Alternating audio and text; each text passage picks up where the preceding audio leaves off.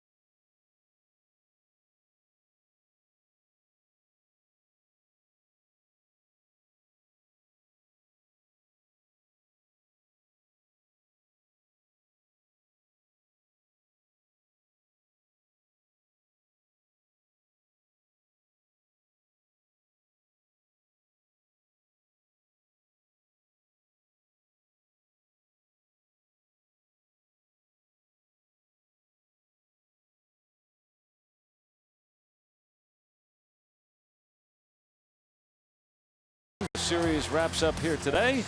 Pirates have a chance to win it, but Christian Yelich stands in the way, and boy, has he been a thorn in the side not only of the rest of baseball, but the Pirates. The last 2 series, you just can't keep him in the ballpark.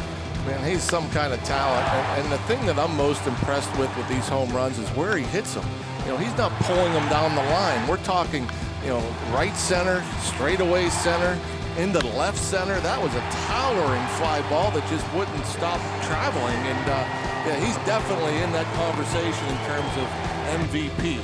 Now, who will be the National League most valuable player? You look at Yelich's batting average. None of those guys have a better mark. And now that he's hit his 30th home run, he's right there with the big boppers, too. Yeah, that's a pretty impressive list right there. I couldn't imagine any of these teams what they would be like or what their record would be without him. I mean, Yelich is definitely in the conversation. Carpenter for me, is my favorite going in to the last couple weeks. Any of those teams can make the postseason. And to check on what's going on around the rest of baseball, let's go back to our studios and Paul Alexander with a game break.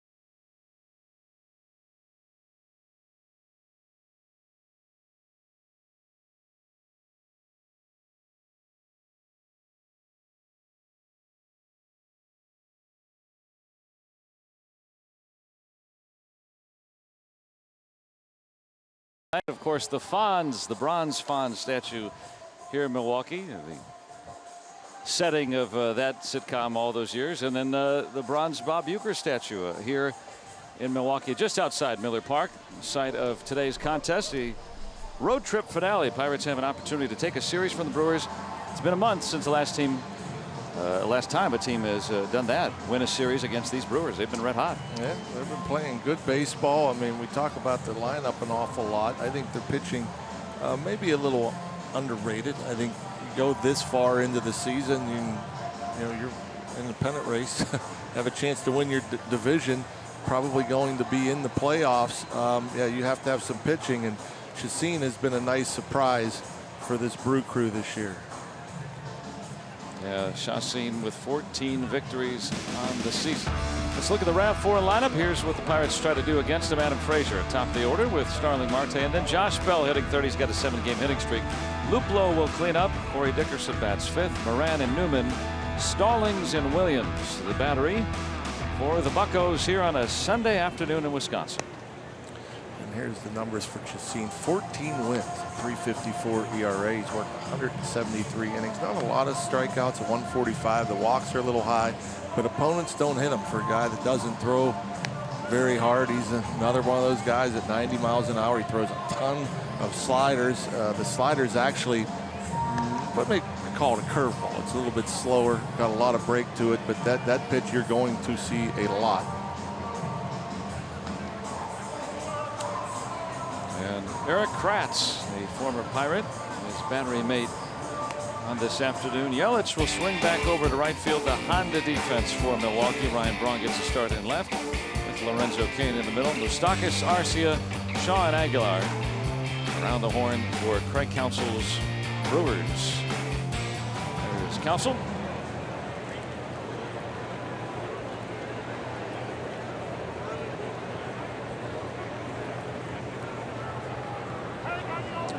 We're 0 for Adam Frazier in last night's game. Expect him to start this game off with a hit.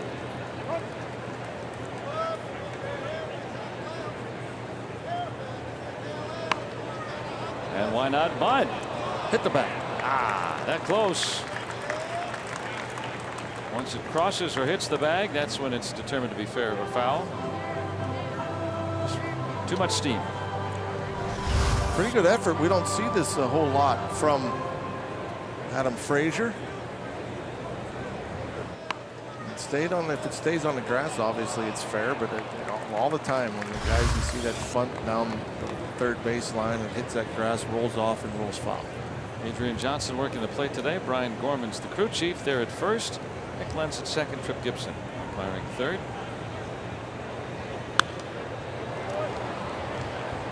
Trip Gibson sending both Clint Hurdle and Francisco Cervelli out of the game yesterday.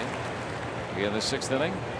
Balls and strikes. So Hurdle back alongside Tom Prince, who took over the duties for the remainder of the game yesterday, and the Pirates win. Frazier caught looking to start the ball game, and that's that breaking ball. And you see it out of the hand. You think it's going to be a ball outside, and then that late break catches the outside part of the plate.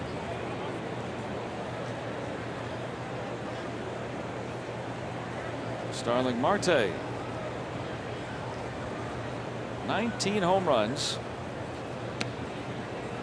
There's tied a career high, and I was talking to him about what perhaps number 20 would mean to him, and he said, hey, it's a career high, and I don't have to run fast. You'd think if you're that fast, you'd want to run fast. I mean, I can't imagine. I think a little tongue-in-cheek for well, of course, Marte. But yeah, I mean, he's a guy that we all figured would develop into a potential 30-30 guy, like not quite anywhere near the 30s, but 20, absolutely. And he's got the 30 steals this year to go with it. He does hit a home run. There's only been 2 Pirates ever to have 20 homers and 30 steals in a season. Dropping fast. And it falls into no man's land. Marte aboard with a blue pen. That's the other thing with a guy like Marte as far as the power. When his swing is just about right, he'll drive the ball and he'll hit more balls in the air. When it's not right, he hits a lot of ground balls and he'll chase a little bit more. This time, does hit a fly ball, obviously off the fists, and it just gets out there far enough where neither middle infielder can catch up to it. But I don't think Marte's ever going to be a launch angle guy, a guy that's going to worry about hitting the ball in the air. With that speed, you know, he gets a ton of infield hits because of it. And he's probably thinking more line drive than fly balls. Always a threat to run. Chacin trying to keep him honest. Ahead of Josh Bell. He has tied a career most with a 7-game hitting streak.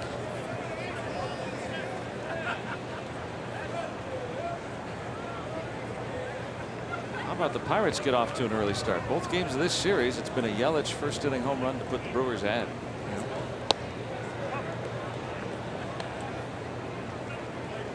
This is such a strange ballpark with the shadows. Anytime you play a day game here, you're kind of hoping it'd be cloudy. There you see shadows here at the top of the first inning, already creeping across home plate. And also out into center field where Lorenzo Cain trying to figure out how all that works. Vision test. Seeing which eye you can see better. Maybe there's an eye chart back here or something. I don't know.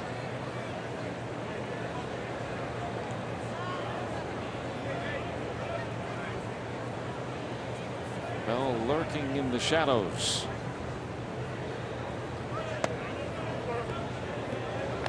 And ahead of the count, 2-0. It's usually okay to see. Like with the pitcher's in the sun and there's still shade in the background, you're going to see the ball okay as a hitter. And for a time they would close the roof partially to bring out that shadow as the game started. Didn't really have much effect. Josh Bell seeing those breaking balls. He throws a bunch of them, and they're almost as many sliders as he throws fastballs. Yeah, Ryan Braun requested that. Try to get the roof partially closed a few years back, and he did. He got that for some time, but like you said, if you got that backdrop, it's fine for the hitter. Just maybe a little difficult for the outfielders for a few innings when they look up into the darkness there. The nice dark background for the hitter. Batter's eye beneath the scoreboard.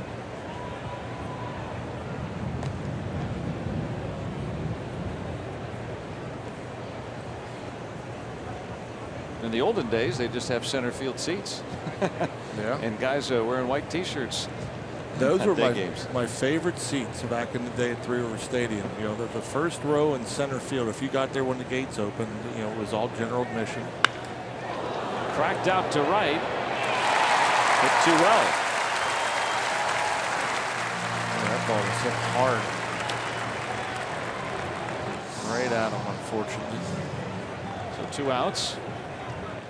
And as the Pirates have been collecting runs in this series, you score as the Bucks score already 7 runs. That means $7 off.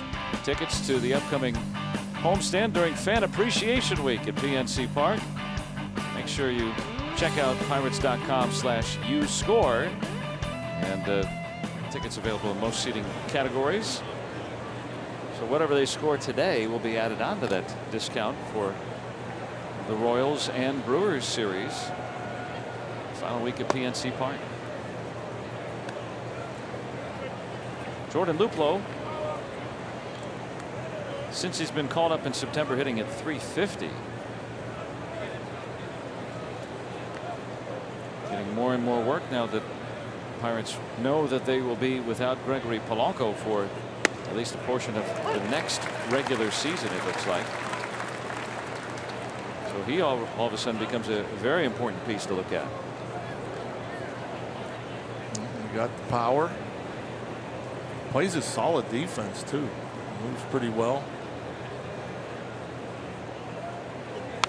Saw him for a few innings in center field, which he had never played since college, but he's been taking fly balls there all year.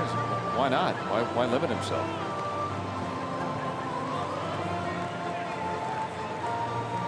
Trevor Williams waiting for his opportunity. He's also lurking in the shadows.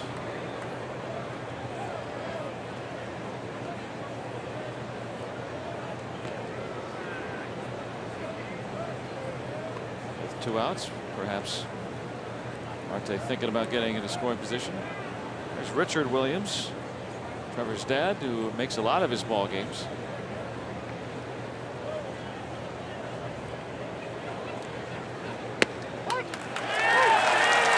Chacin with a couple of strikeouts looking.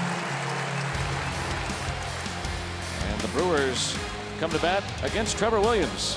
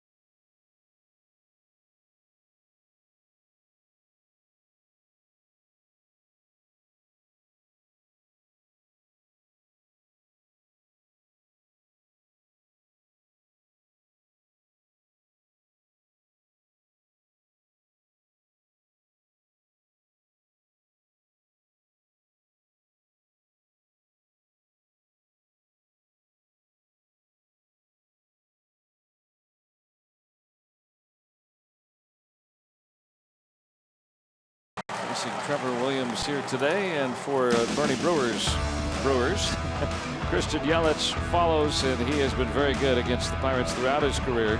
Aguilar and Shaw, the 3 and 4 hitters, with Braun hitting 5th, Moustakas the 6 hitter, Kratz and Arcia, and then Yelich Chacin hitting 9th for Milwaukee. 3 straight All-Stars facing Trevor Williams. Trevor Williams looking to pick up that 13th win. He's 3.28 ERA.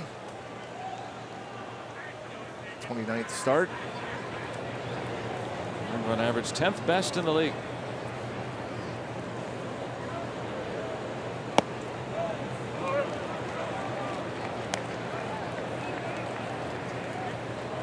And a top 10 hitter in Lorenzo Cain.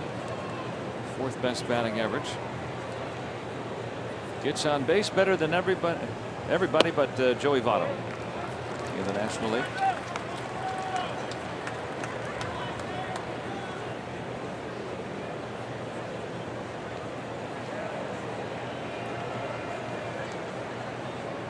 Behind 2-0. Cain runs well. And no surprise to see Trevor, when you're falling behind, come right at the hitter. Good fastball, bottom of the zone.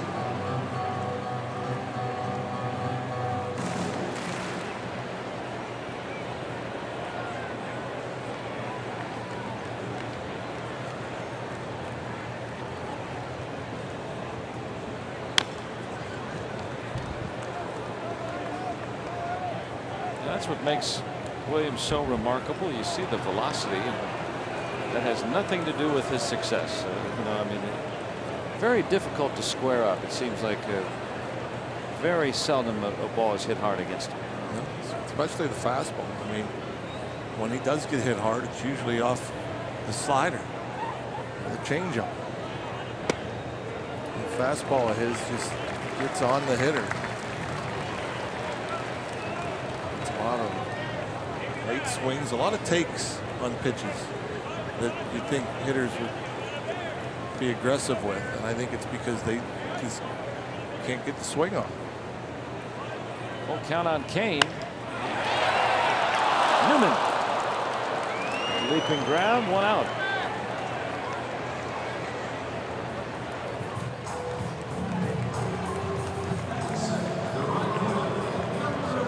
For Williams and the boys. Kevin Newman getting the start there. Corey Dickerson out in left field this afternoon with Marte and Luplow joining him. Moran at 3rd. Frazier is Newman's double play partner today. Josh Bell at first. Jacob Stallings caught the final few innings last night after Cervelli was ejected. In the start today. Hanging up there long enough for Dickerson at the second out. So Yelich very meekly flies out after homering in the first 2 innings, the first 2 days. And Justin Message, the assistant pitching coach, is going to be filling in for Ray Searage for the time being. Ray is scheduled to undergo cervical neck surgery this week, and a statement from Neil Huntington saying that he'll resume his pitching coach duties in the near future. And we echo Neil's sentiments. Best wishes to Ray. It's hopefully he'll be back at him as soon as he can be. Whether it is over the season's final 2 weeks or in Bradenton. Just a message added to the staff, and so we'll see him make the trots out to the mound here for the time being. That'll be weird not to see Ray. Ray will be back and smiling before we know it.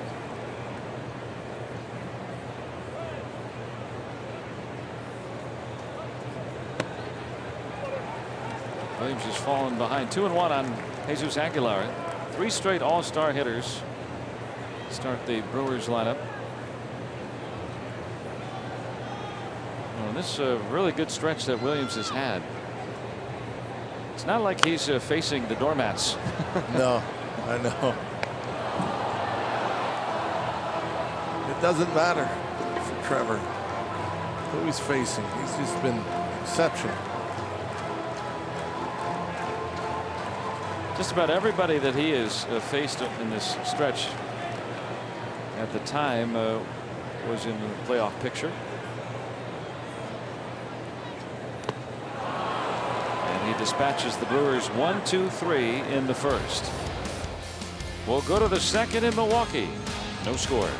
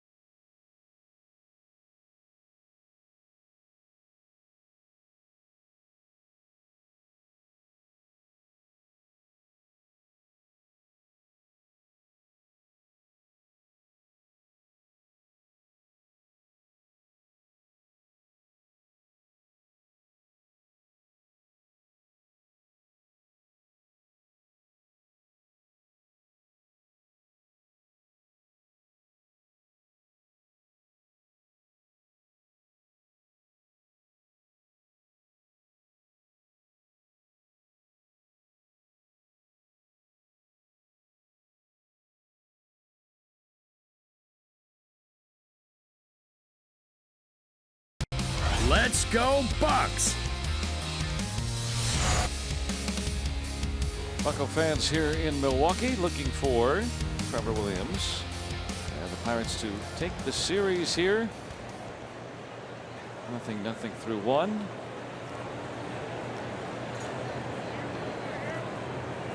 Williams 1-2-3 inning. Now the Bucks bats Corey Dickerson.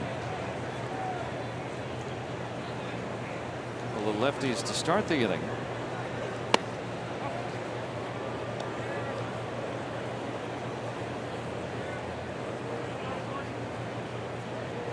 Chacin really, you could argue that he turned his season around at the end of April. He was having a really hard time with left-handed batters, and then started to throw the split finger pitch that we saw, Junior Guerra last night. Jeremy Jeffress has used that pitch as well. Derek Johnson, the pitching coach here, has stressed that, and Chacin has now finally found a pitch to at least use once in a while. There's Derek, to negate left-handed batters. Off the glove of Yelich, and Dickerson will be in with a leadoff double. That would have been a heck of a play. That ball was crushed off the bat of Corey Dickerson, 108 miles per hour. And so it gets out there in a hurry. Yelich had it in his glove. Looks like it's in and out. Yeah, look at that. Just right in and rolled right out. Like high lock. Those big scoops that they have, right? Yeah. Terrific effort. Better hit by Dickerson, his 30th double. And he's in scoring position right away for Colin Moran. Brewers have scored first the first 2 games of this series.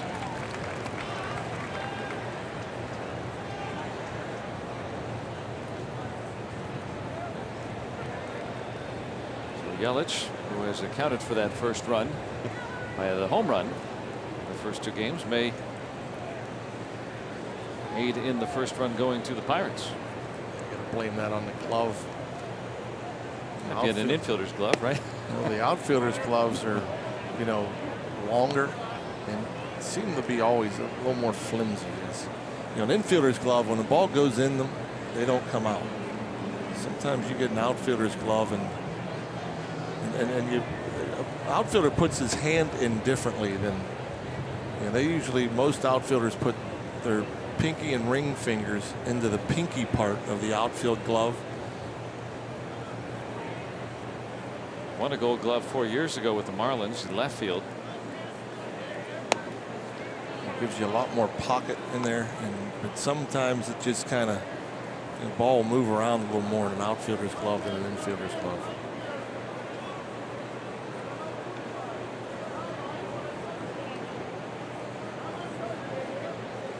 There's Travis Shaw's glove, a second base glove, right? Shorter, maybe a little firmer, like you said. Up the line, Aguilar. Moran moves up the runner. Dickerson to third with 1 out. And then the first baseman's mitt, much bigger.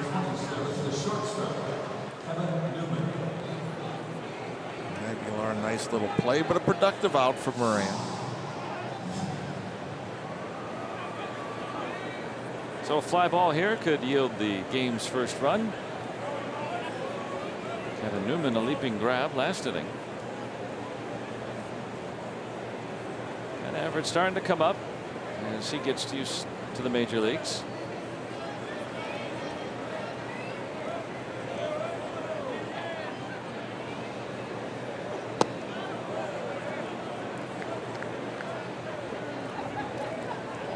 To Newman. Infield in the second inning. Does that speak to the pitching of Trevor Williams? Just the way they want to work at Council. He has a nice lineup, but they didn't score but 1 run yesterday, so he's thinking that he's going to be a little more aggressive. Even if Newman gets one through, you got the 8-9 spot in the lineup, so it's not like you got these huge power threats behind Newman. So it's a high fly ball, plenty deep. Kane will just lob it in. Dickerson gets the uniform dirty. Newman gets the run batted in, and the Pirates have the first run. Nice at bat. Get a pitch that you can hit in the air. Look to hit the ball up the middle or the other way. Helps you get it off the ground.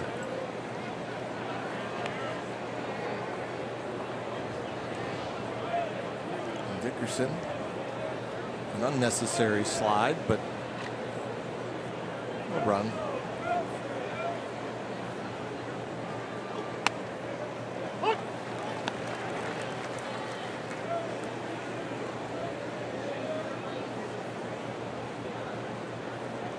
Dickerson in. 1-0 Pirates.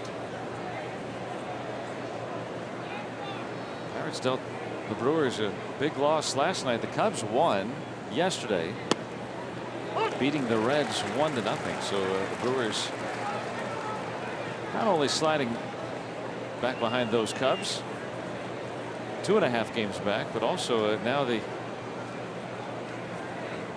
other wild card entrant, which today is the Rockies at the moment. They creep a little closer.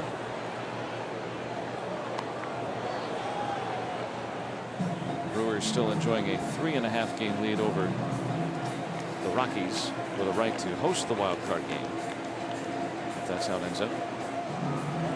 Nova pitched a good ball game last night. Excellent. He says he's feeling as good as he has. His arms felt. It's felt consistently good really since the summer, since coming back from the DL. And I know you talked about this last night. I mean, he's had some extra rest. Yeah, a week between starts or more, 6 out of the last 9.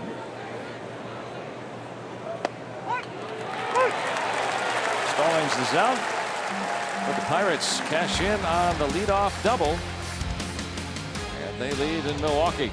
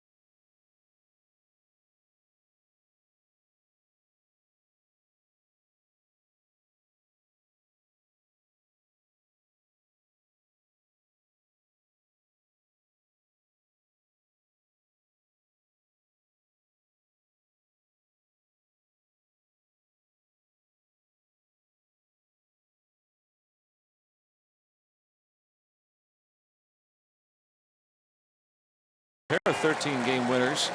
Today, you got to go back to 1999, the last time the Pirates had 2 pitchers win 13 or more in the season. Todd Ritchie and Jason Schmidt in '99. You look back, Drabek and Tomlin in '92, and a trio. John Smiley when he won his 20. Zane Smith, the lefty, and then Doug Drabek with 15 wins back in '91. So Tyone's gotten to 13. Williams, if he can win it today. It's amazing. That list is amazing. I'm shocked. Now you think about 13 wins. You know, we're getting longer and longer away from, you know, starting pitchers winning ball games very often because they come out sooner and sooner. Come out early, and you don't see as many as Stallings takes a foul ball off his mask. Yeah, it's a and you're going to see fewer wins as we continue. I believe. innings. I think we're trending towards fewer and fewer innings pitched. You wonder if they're going to like change the rules for the ERA. Like, yeah, there aren't that many that even qualify for the ERA title anymore. You need an inning per game. Good effort by Stallings. Wasn't up there very long. But that speaks to these guys going deeper into ball games. Some of the Pirates pitchers. Great effort from Stallings, by the way. I mean, he ran a good 90 feet with the gear on. Sees that he is the only one with a chance. Just couldn't get there in time.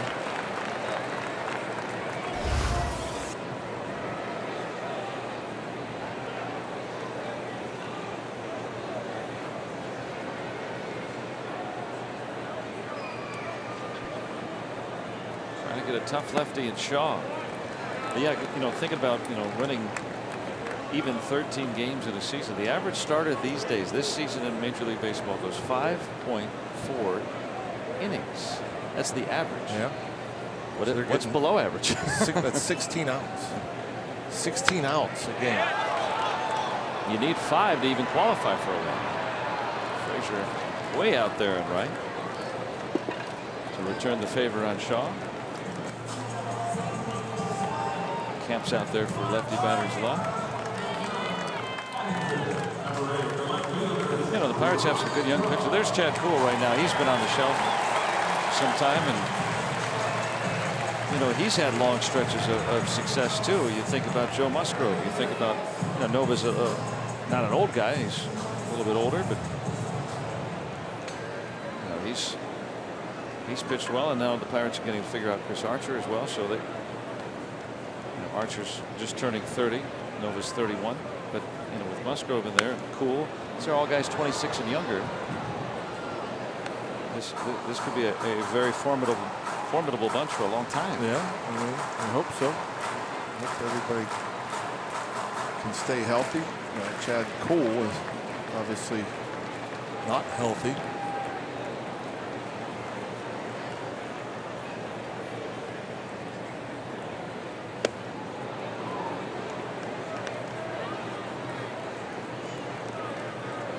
Ahead again, 2 strikes.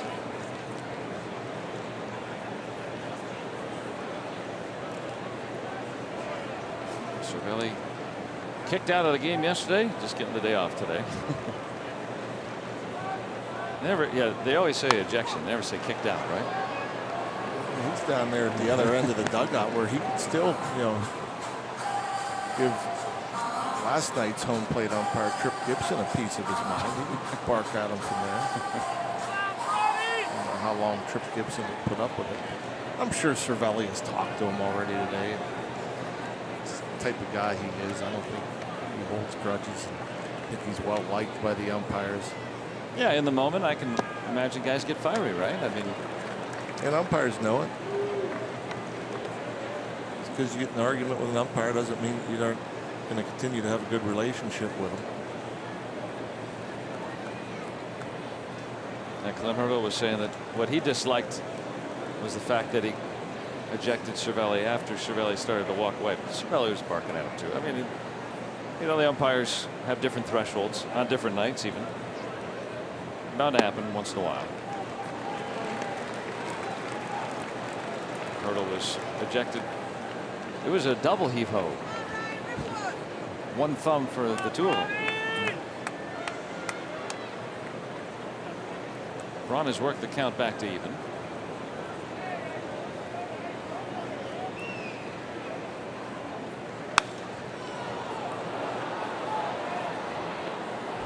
Don't see too many managerial confrontations anymore with replay.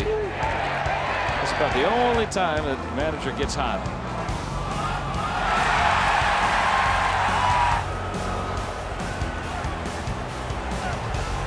You're gone. You're gone. Well, there's zero tolerance for arguing balls and strikes from the dugout. Williams thought he had that. I think maybe Braun thought He was gone. The fans here like were holding their breath and looked like we got a little flinch from the home plate umpire even.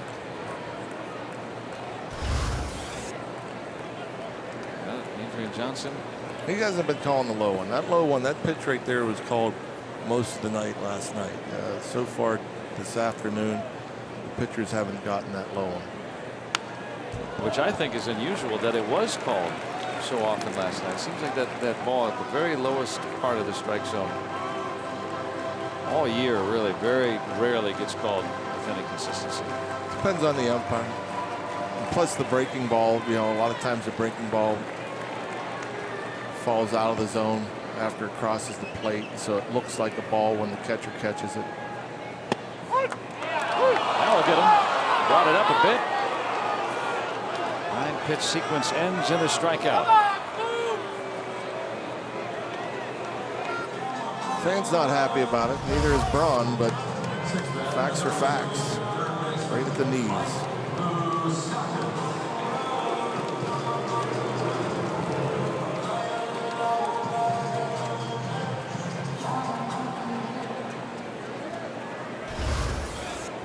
That's not a strike, he says. It's down, man.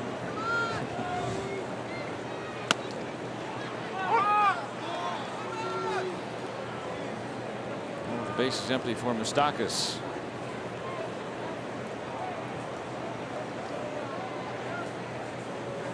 First time playing outside of Kansas City in the major leagues. Traded a month and a half ago.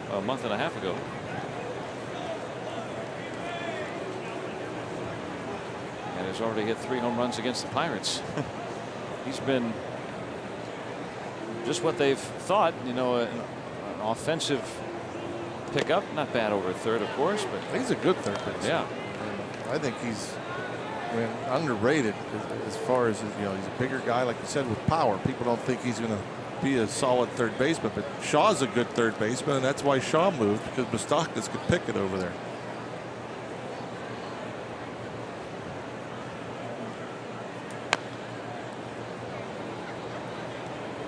and they went out and, like you said, I mean, you know, they already have a guy over there that hit 30 home runs last year, drove in 100 runs, is doing similar to that this year, but try to get, you know, whoever's available, if they can get them, try to add them to the mix. So they haven't done it conventionally, but they're doing it. What's amazing is what they've done. They've had some pretty good hitters that, you know, a lot of teams would like, and so and they went out and got better hitters. I mean, there's some pretty good hitters on the bench here that have played every day and have produced. And they've had a 30 home run guy be in the minor leagues most of the year because he didn't hit in Santana. They overcame that. Trevor Williams quieted the Brewers through the first 2.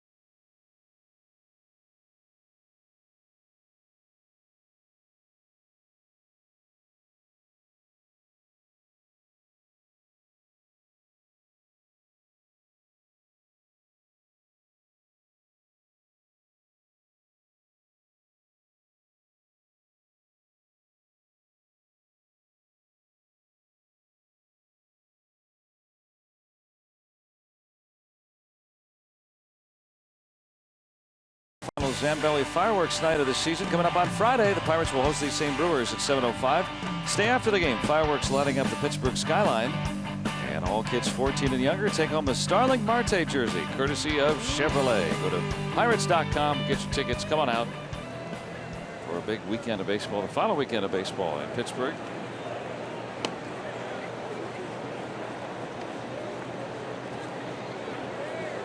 Nice day here in Milwaukee. Warm enough for some ice cream, that's for sure. Oh, yeah, perfect for ice cream. Oh, Rock, maybe you should get some. Got some. Oh, okay. Whoa, there it is. Trevor Williams will start off the frame.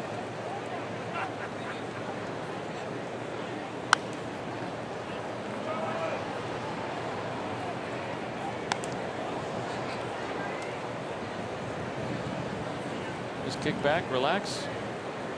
Enjoy some baseball with us here. When we were getting break there, when we came out of the commercial, you see the cat with the red pirate hat? Yeah. That was pretty cool looking. I don't know if I've ever seen that one. Yeah, I was wondering if it was from when the Pirates had a little red trim, but I think that's a newer one. Yeah. It's kind of a brick color almost to it. Chassin with his 4th strikeout, first time around in the order. Williams is gone. Let's look at our Allegheny Health Network injury update for the Cubs closer Brandon Morrow. He's been on the shelf for some time with a biceps concern.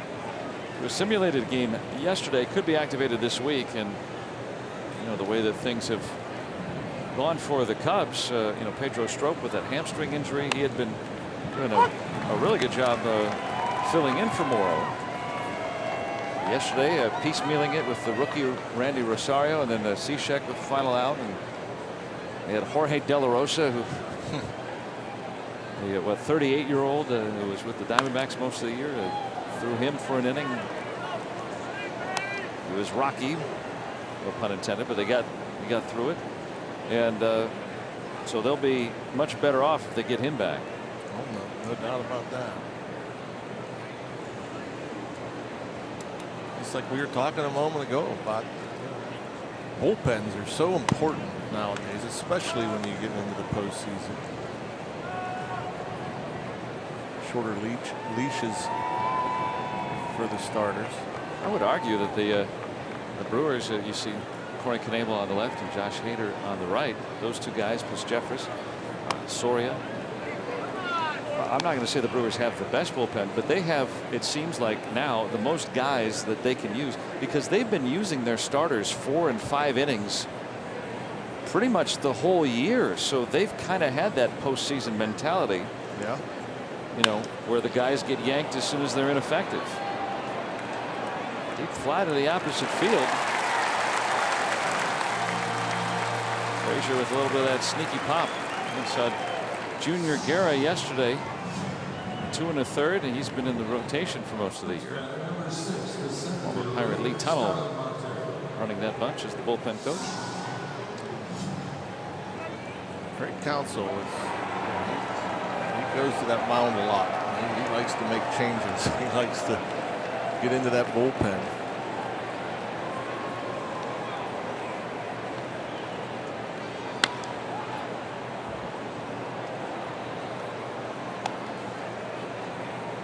With a bloop single, his first time around.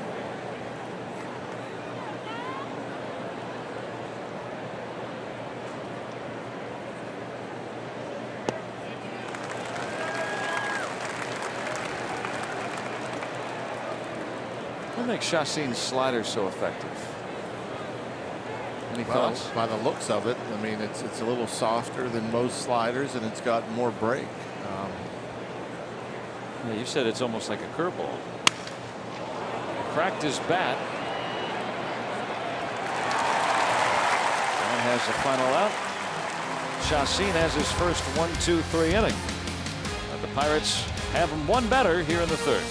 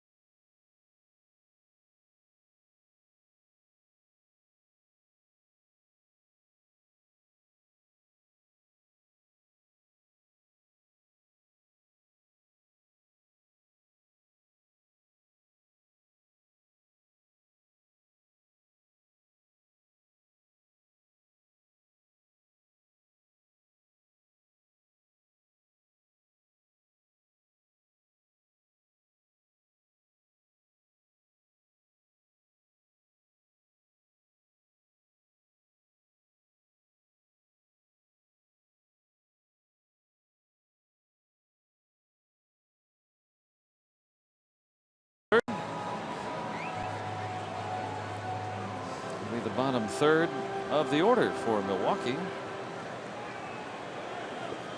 Kratz, Arcia, and Chacin. Kind of like the old school look. That might be an original. Like it. Kratz trying to bunt.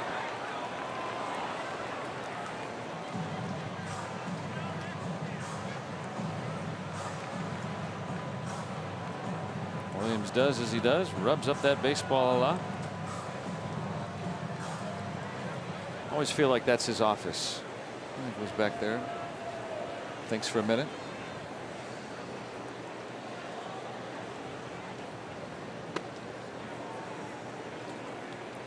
Just love the way Williams goes about changing speeds with that fastball too. Threw as hard as 93 last inning. And he goes with two-seamer at 87. Ran off the plate.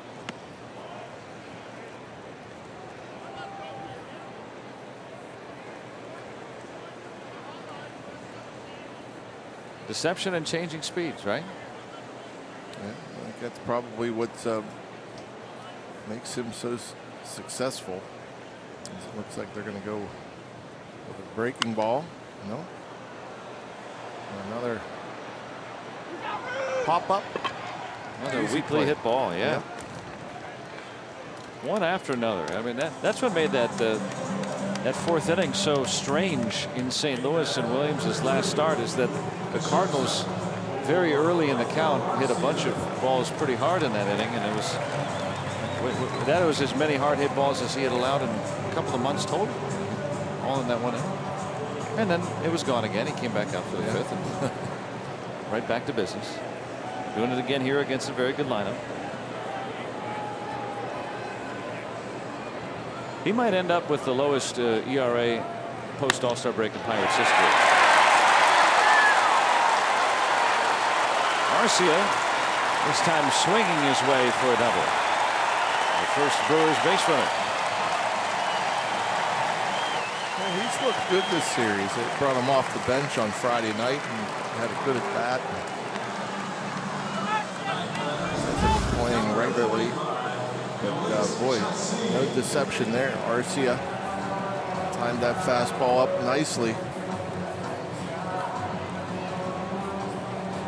Gripped it and ripped it.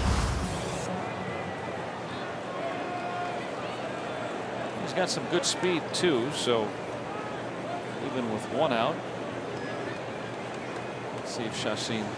Usually you have the pitcher bunt, right? You try to get him to third, or do you think if he can swing it enough, do you have him?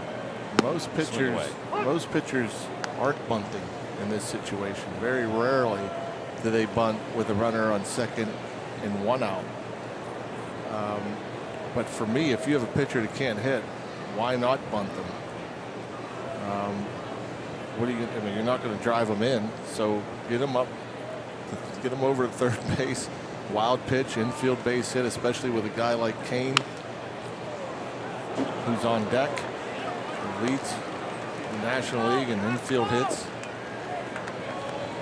Yeah, this might be a case where Chacin, who handles the bat well for a pitcher, that you might have him swing. Again, yeah, but most pitchers you might not, right? Most pitchers, or you shouldn't. Maybe. Most pitchers do not bunt in this situation. Most pitchers should bunt in this situation, as far as I'm concerned.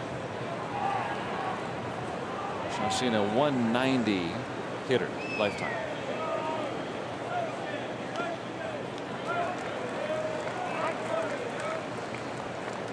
And so he would be one of those guys, I guess you could sit there and say, has a chance of getting a hit. I mean, it's pretty good average for a pitcher. There's some pitchers that look so awful up there. There's no reason for them to swing the bat when they can move somebody up.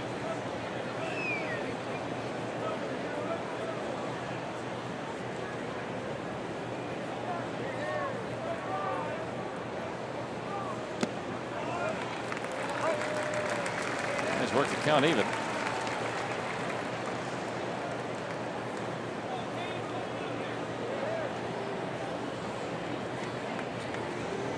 Yeah, maybe if you got a guy that's been in the American League his whole career.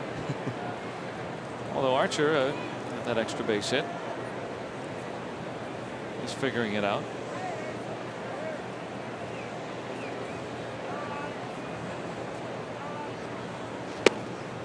That's full.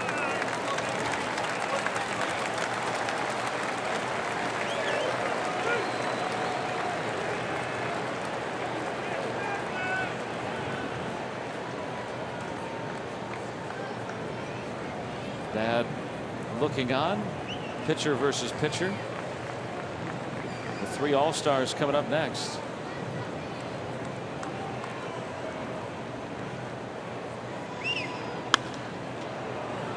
This should reach the seats. And it will.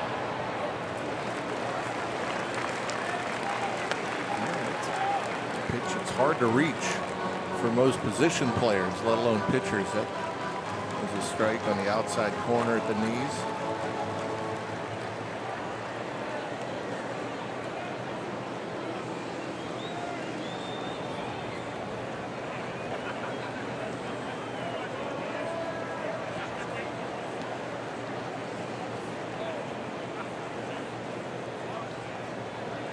As focused as his son is right now, looks like, for Richard Williams. Got him to pop it up. Frazier wants it. A long at bat, but the second out. Arcia still stuck at second. 4 infield pop-ups. The first 8 outs. That's pretty good.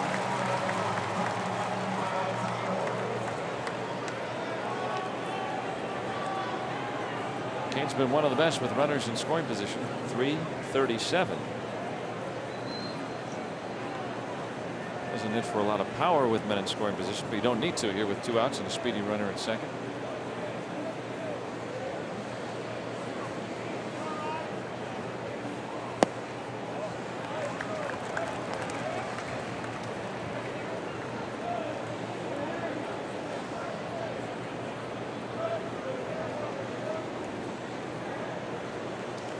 Not only would you like to strand Arcia here, but you'd like to have Yelich leading off the next inning. No doubt about that.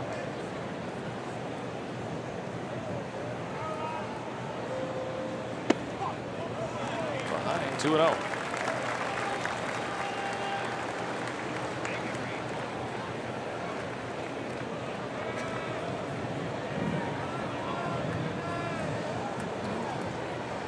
He's almost certainly going to throw a fastball. It's just a matter of where.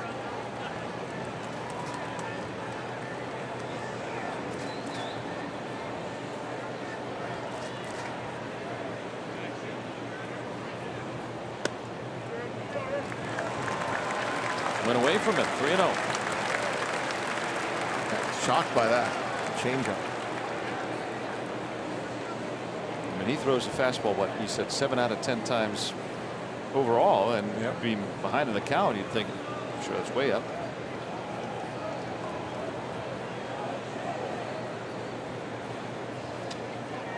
Three and 0 on Lorenzo Cain.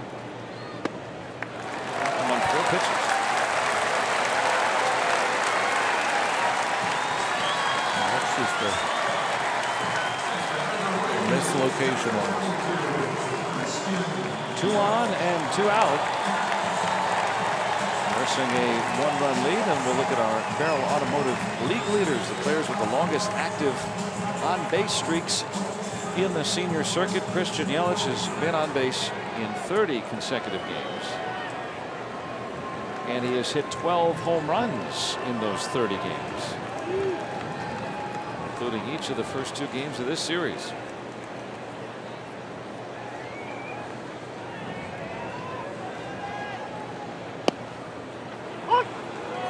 Quality first pitch strike.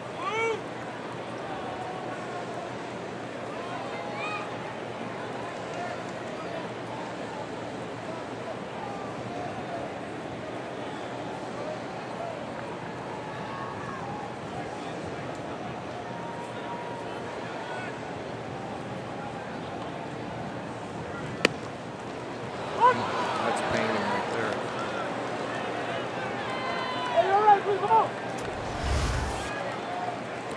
at the knees with the first one right on the outside edge at the knees to go 0-2. Monet or Van Gogh. How about a Picasso? Not a bad idea. Trying to get the chase. Trying to go probably all the way up and in, right? Maybe wanted to go a little bit higher than that. That's where he adds too when he goes up. Where's that one at 93?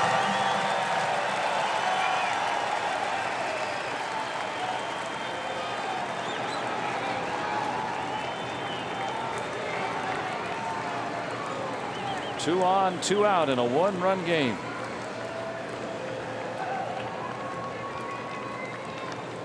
Right down the middle. I think that's where he wanted to go with that one. That's what you're talking about with that, deception. It's 93. That's an average velocity fastball to an MVP candidate. And that's an above average fastball for Williams to go to 93.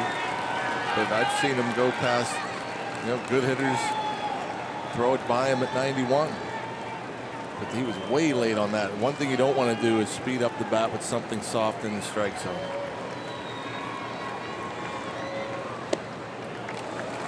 Just a show pitch, maybe, right? Change up, more of a trying to get a chase. You saw how far Stallings went out there. I mean, with the change up with tail on it, if it comes out of the hand, sometimes you'll get a guy to offer at that.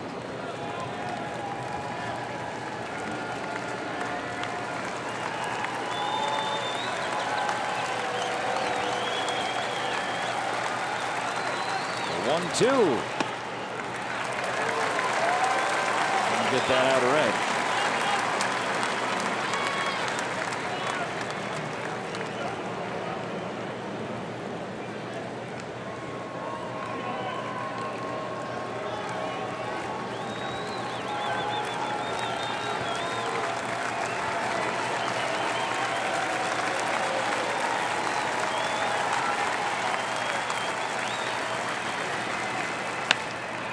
Right to Frazier. Gets out of it. Yelich gone on the ground out. The Brewers strand two, and the Pirates still lead.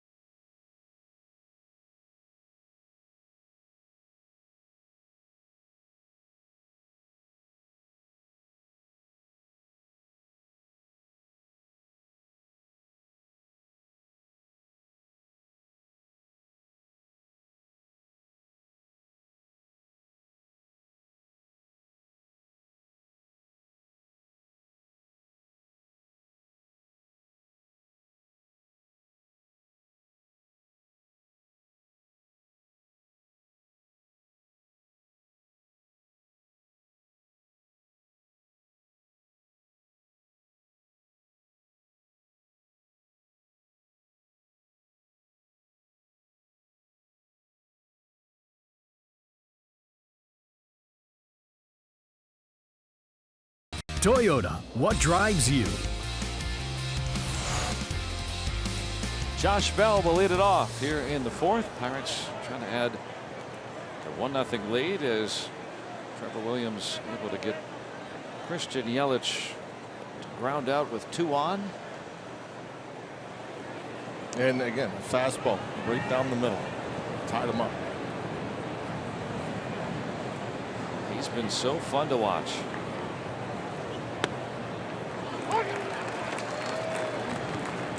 rushed also a bunch of breaking balls his first at bat, then got a fastball and hit it on the barrel, line drive to right field.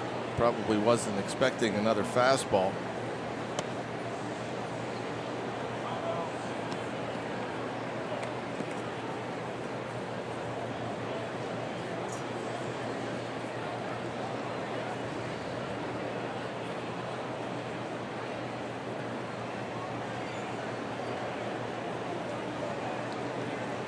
Shadows encompassing the second base bag now. It's still a good look for the hitter. Hard to say. My guess is, I mean, you still have a dark background, which helps. But, you know, pitcher's also in the shade, which might be a little more difficult to pick up the ball out of the hand.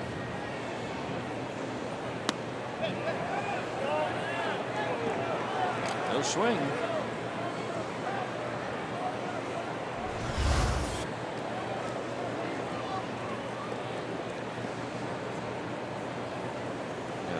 Stays the same shadowed color the whole time.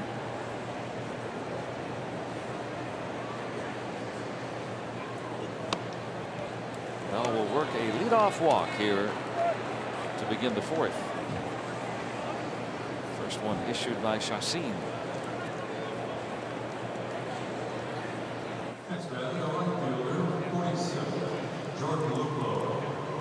Cervelli and Osuna.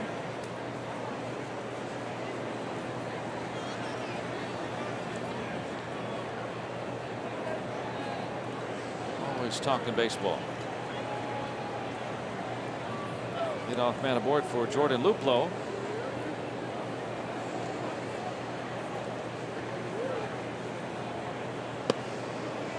He just flips that slider up there at will. I mean, that one at 78. Again, it's kind of hard to call that a slider.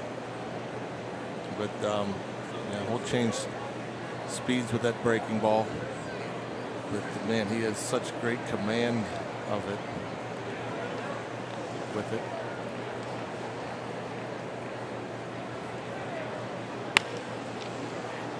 Now for Luplow, he struck out looking back into first. This is the first time that he's seen Chacin in his career. Do you remember, seeing pitchers first, second time, in your career?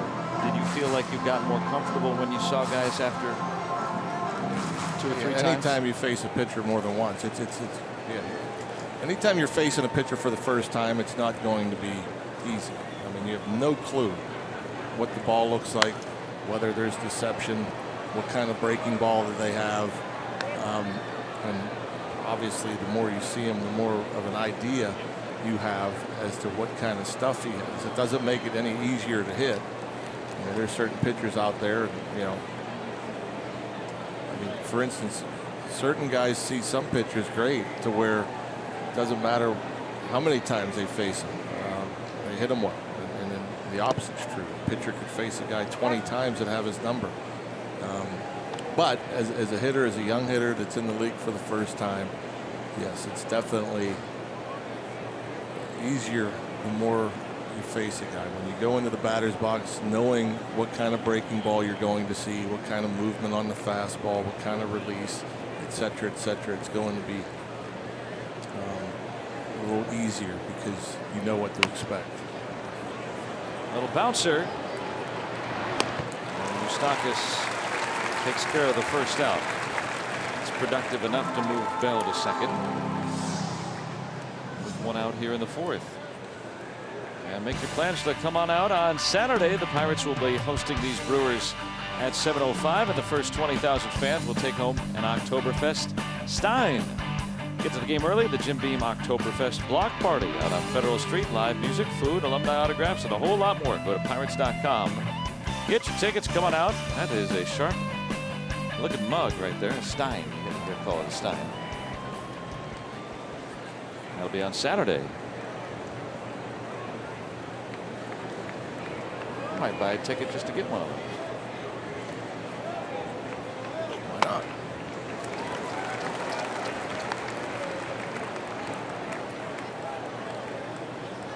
See if Dickerson can repeat the feat with his second inning double.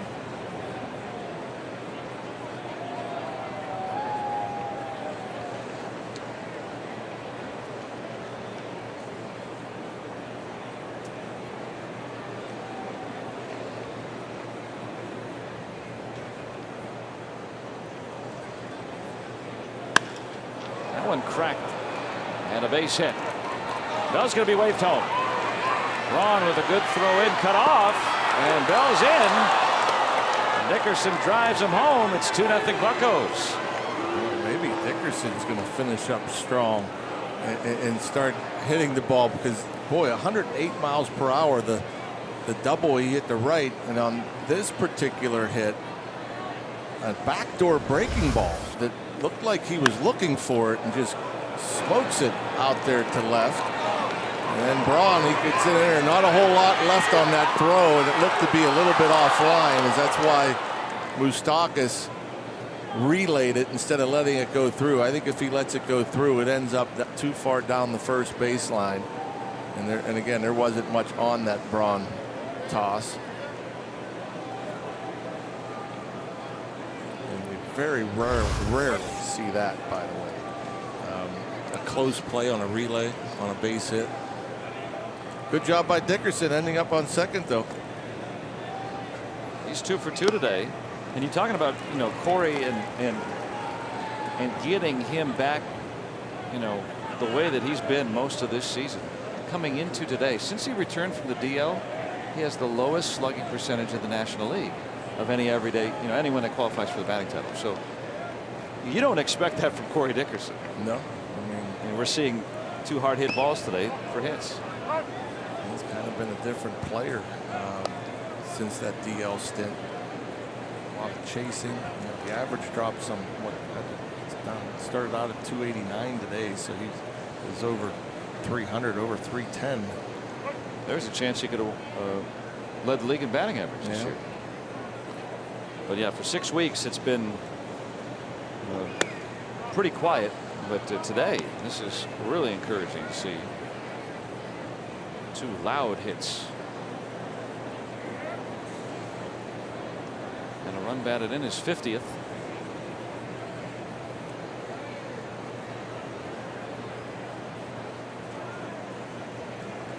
Moran trying to add another. Pirates up a pair here in the 4th.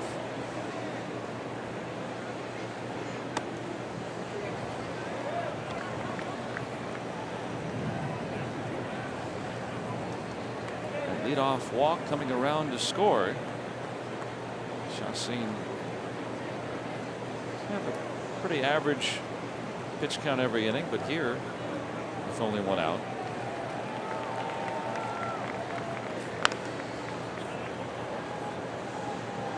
Yeah, he's one of those guys that's pretty efficient, under 16. Anytime you see a guy under 16 pitches per inning, pretty good.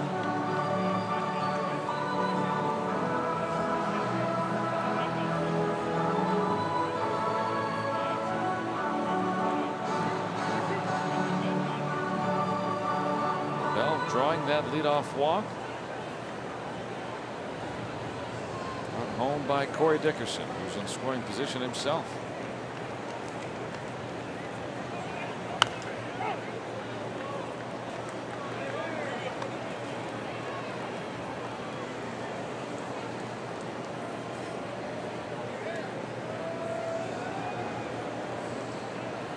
I can imagine it's kind of hard to wait if you do recognize the slider.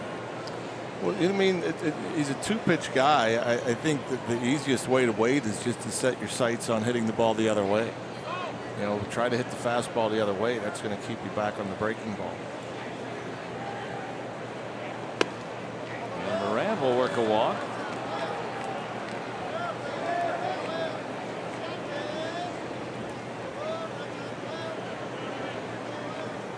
Does set up a double play. Chacin pointing it out. Eric Johnson, the pitching coach.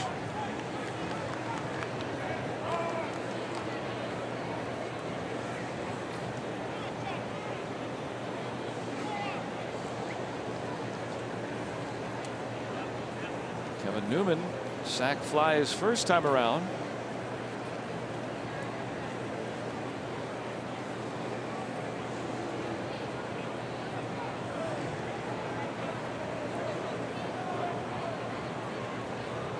Two on with 1 away.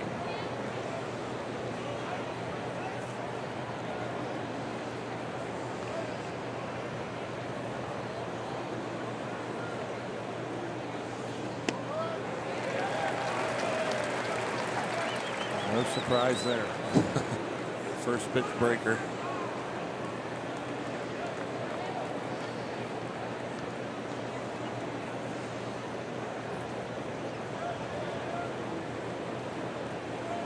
Newman's second look at Chacin.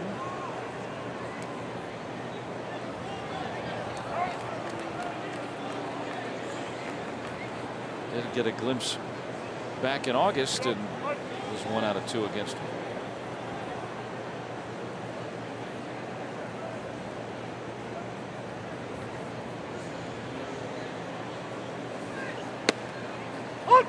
Some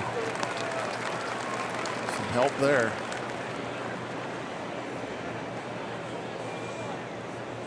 Yeah, when you mentioned no surprise that he started him off with a slider, he's thrown more sliders than fastballs today. Yeah, he could be around 50-50 in the year. It's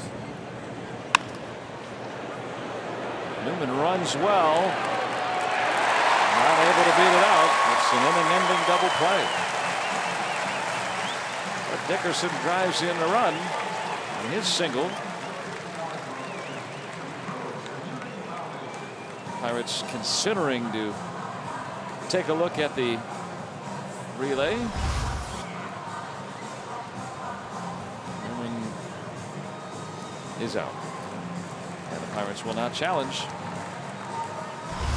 Show a double play, but the Pirates lead 2-0.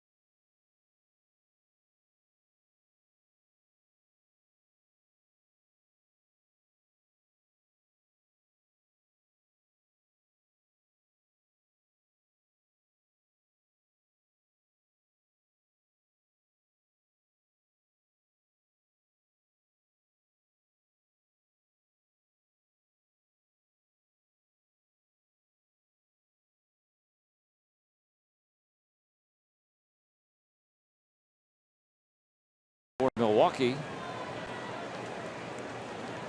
Aguilar to start.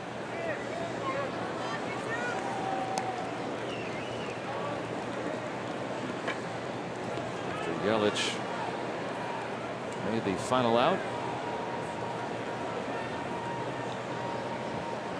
with 2 aboard in the 3rd. Williams kept it at a 1-0 game there, and then another run for his margin. Yeah, I think that extra run definitely helps. You've got so many power hitters in this lineup. You know now with the 2-0 lead that one pitch isn't going to hurt you as much. They can't tie it up with one swing. Well, that was perhaps what helped him and hurt him in his last start. You know, he has not had a whole lot of run support as Williams in this great stretch of pitching, but the Pirates did build a 4-0 lead in that Cardinals game, and you know, maybe you can pitch a little bit more aggressively Yeah, you know, and then that inning kind of spiraled on him. What's funny is I remember Carpenter led off that 4th inning, and you know, and most Pirate pitchers are being very careful pitching to Matt Carpenter. There's a fastball down the middle at 88 that Aguilar doesn't swing at. And that's what started the 4-run inning. He threw a fastball down the middle to Carpenter, and Carpenter hit it off the wall. But I agree with you. Yeah, when the tying run doesn't come up to lead off the inning, it's got to be a little bit better for the pitcher. And it doesn't necessarily mean, you know, you just don't have to be as perfect. It doesn't mean you throw it down the middle of the plate. It just means you don't have to be as perfect or as careful, worrying that one swing's going to tie the game or take the lead.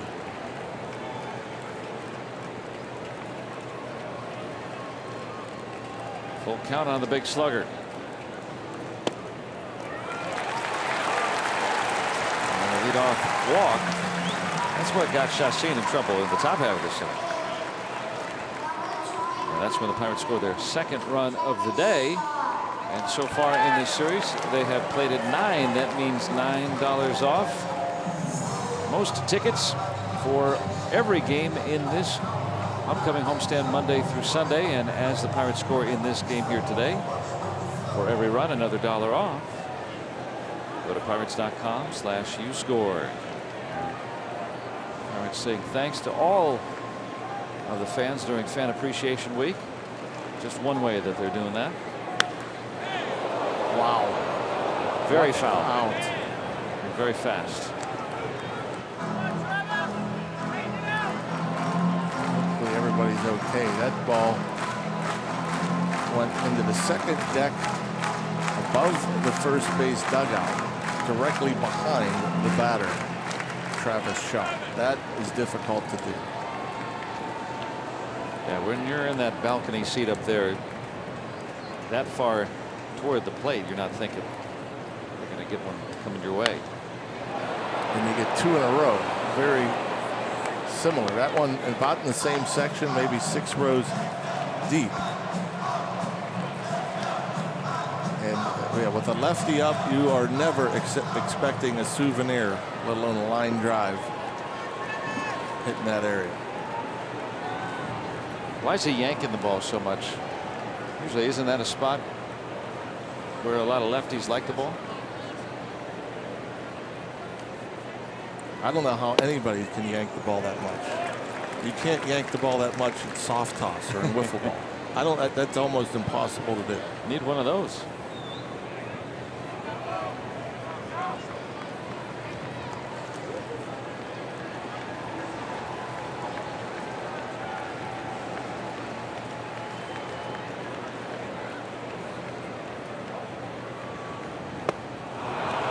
Back to strike out Shaw. When you're in that kind of swing mode right there, and you're cheating that much to get to a fastball, and you're hitting a ball that foul, you're that far out in front. Yeah, there's no reason to throw a strike.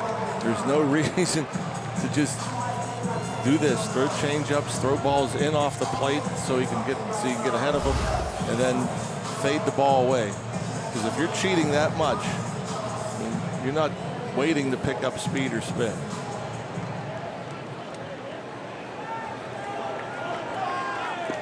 So for Williams, his 2nd strikeout. The other was Braun, first time around.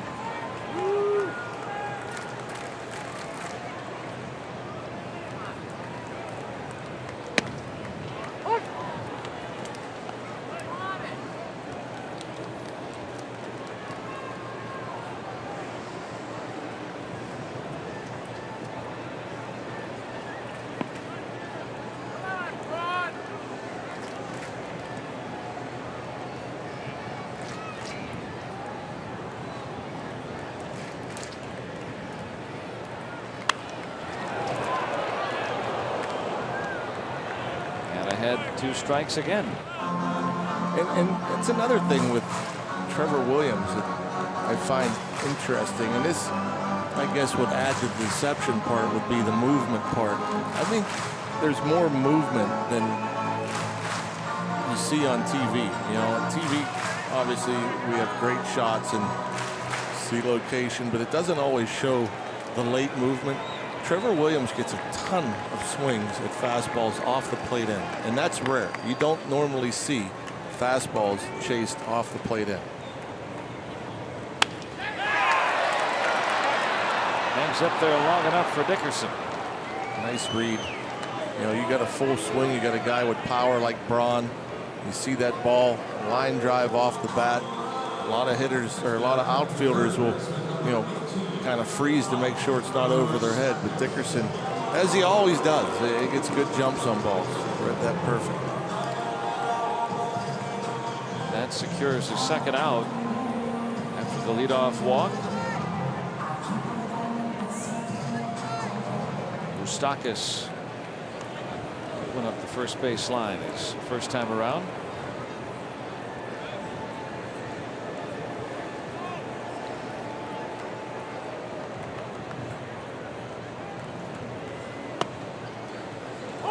Williams is navigating this lineup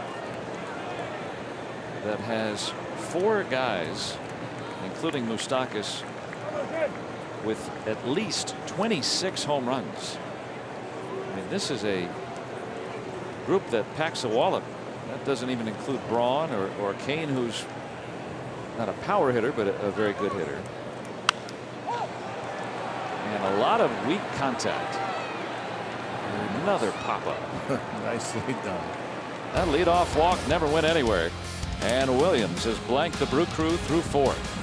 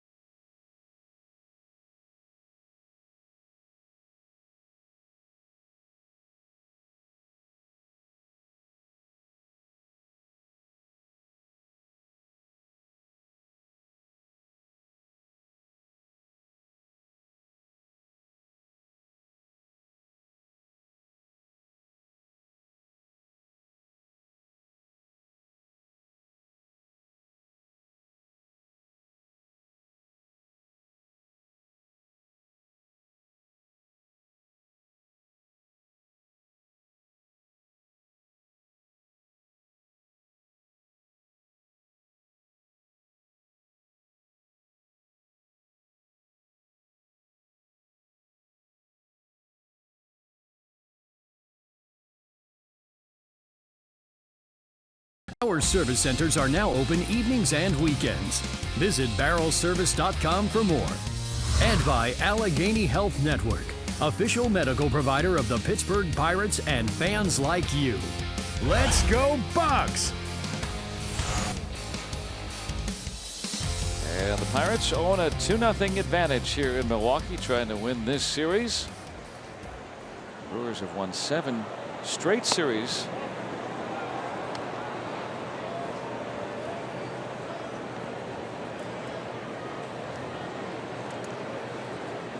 Jacob Stallings, Trevor Williams, and then Adam Frazier.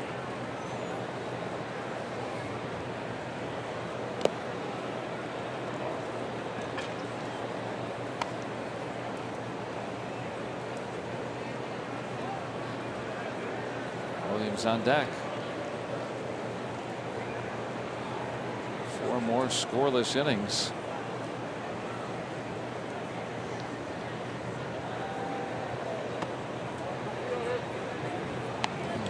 High breaking ball, didn't get the call.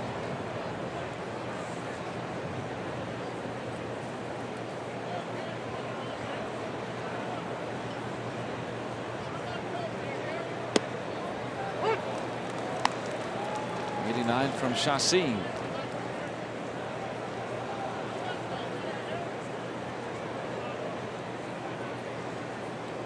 70 pitches here in the 5th. Navigated through 2 walks last inning and a hit. And another free pass. He's issued 3 today now. You know, you assume if the Brewers are in a one-game playoff, a wild card game, that Chacin would be their guy. I mean, what we've seen today, again, 89, 90 miles per hour, good little slider, but a little bit wild. I'd start Hader.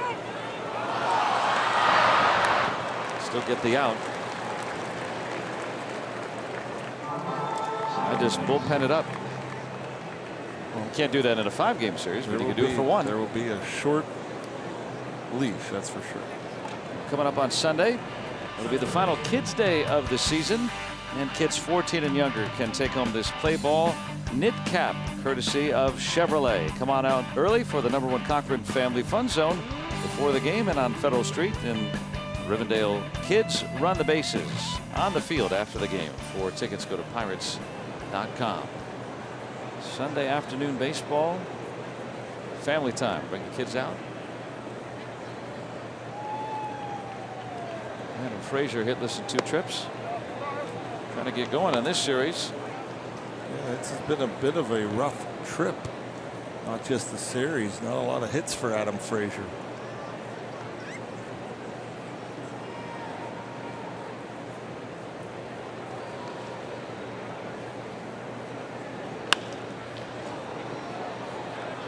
Curling foul. Now Frazier had a pinch hit single on Friday to start the series, but since then has been hitless in 7 at-bats, which for him is a mighty slump. Corey Knebel, their all-star closer from a year ago. Now the fireman, as it in antiquated parlance, that the Elroy face, right? The guy you might bring in. It could be the 5th inning. It could be the 9th inning. Yeah. There's some guys aboard. Let's keep this game close. So let's keep this tight lead. Out to Yelich. Stallings will not advance. And 2 gone in the Pirates' 5th. It's funny how, again, we're seeing this especially with Tampa Bay, where they'll have that reliever start an inning and they have the bullpen game. I think for a wild card game especially, it makes sense because if you're, I mean, it depends. If it's locked up, now you might be using your bullpen to get to that wild card game. So you may have to use most of your guys on Saturday and Sunday before to end the season to be in that position. But if your guys are rested and you go with a bullpen game, which may work, or you go to a starter and have them go 1 time through and then go to your bullpen. And really, I mean, let's just say your starter's Chacin and he goes out and throws 2 or 3 innings, then you go to the bullpen, you win. Well, he's going to be available and probably by game 2 of the that's next a good division. point too. So yeah. you also, you're not using your guy, and you still may be able to get 2 starts out of him in the next series. If you've got, Sale or Kluber or Nola or even Jamison Tyone or Trevor Williams, that's your guy. Yeah. But the Brewers don't have that guy, or at least we don't think they do. I mean, Gio Gonzalez is, an average season he's had. Chacin's won a lot of ball games. He's been good, but not as consistent as that winner-take-all type starter you're hoping for. So yeah, I mean, if indeed they are in the wild card game, which right now they would be. And it doesn't always have to be the bullpen. I mean, you got a guy like Miley, who's done a nice job. They could go throw him for a few innings. And Williams back out for his 5th.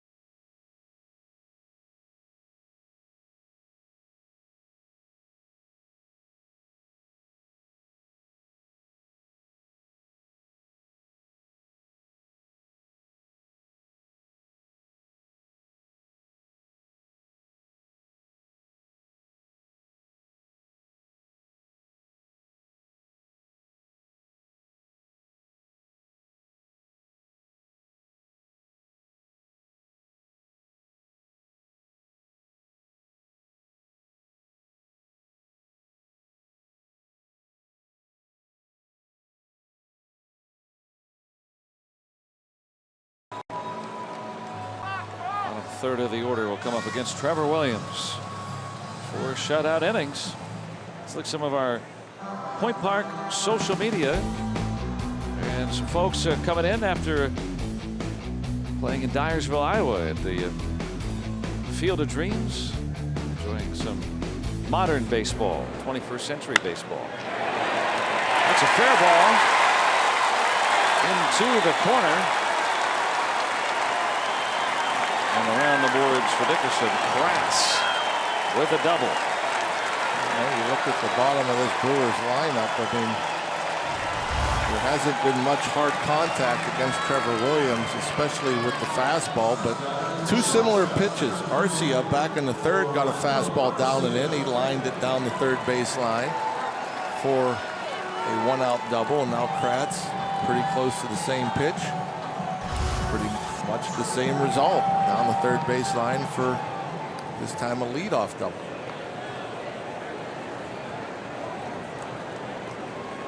Will they be able to manufacture the run, or will Williams be able to get out of it, as he has the last couple of innings with men aboard?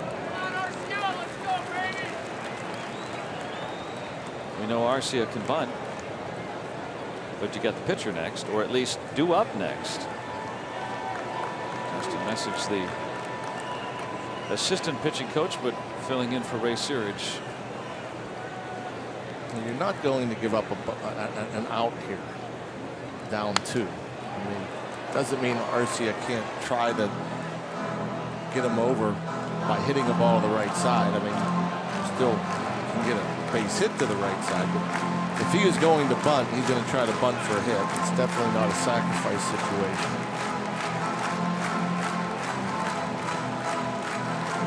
Eric Thames is in the on-deck circle, so it appears Chacin would be done.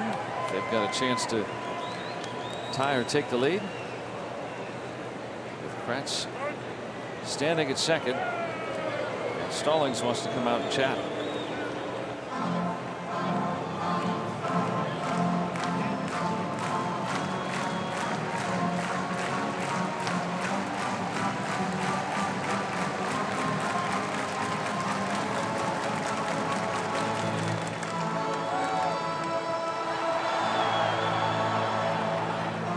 Kratz does not run well.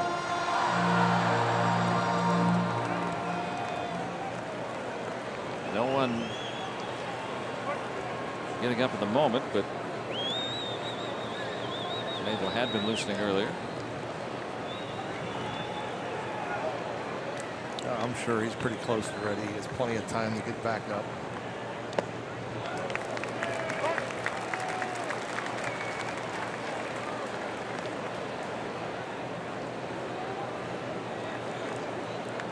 Two balls and a strike on Arcia.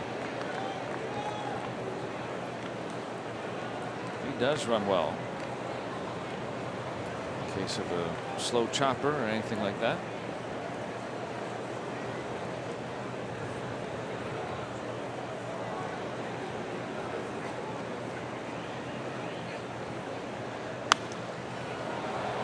Twisting toward the seats and out of play.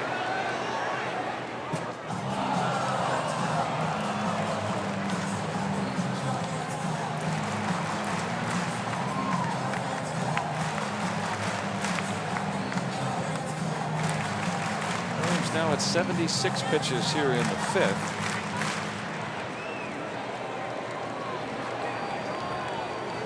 He's had to carefully work around some hitters with some men aboard in each of the previous 2 innings. And again here in the 5th.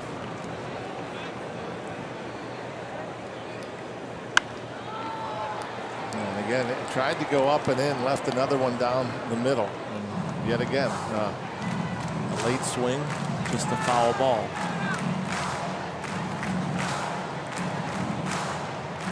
Getting ahead too. 13 of 17. And we've had some at bats like this too, where he's gotten ahead and pretty good at bats, a lot of foul balls. That's why pitch count a little bit up there.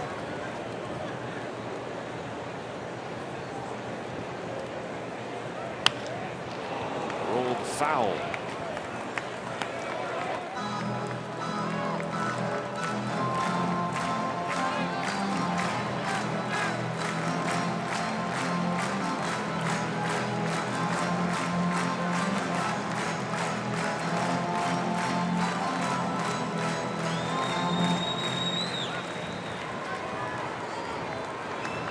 After that roller, Moran stationed about a step closer toward the line at third.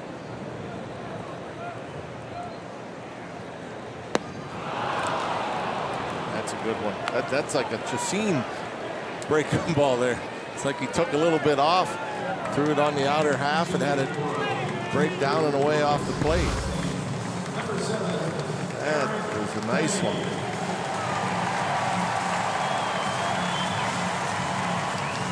Third strikeout for Trevor Williams. And he will not face Chacin. He's done.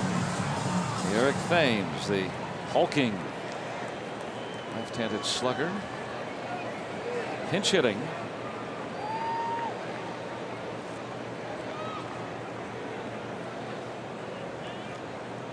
Representing the tying run here in the fifth.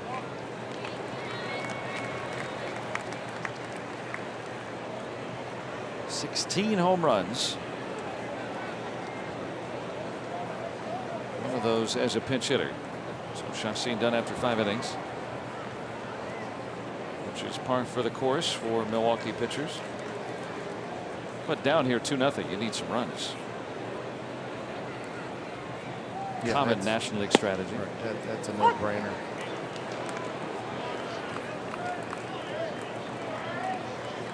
And Knebel back up, staying loose.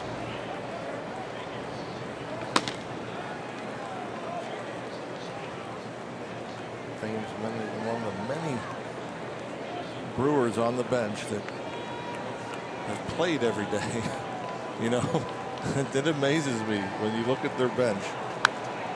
There's a lot of talent on today's bench. It's Thames and Scope, Perez, Santana, Granderson. I mean, these guys have all had pretty good years in the major leagues as everyday guys. Scope was an all-star last year. Yeah. You know, I mean, he's riding the bench today.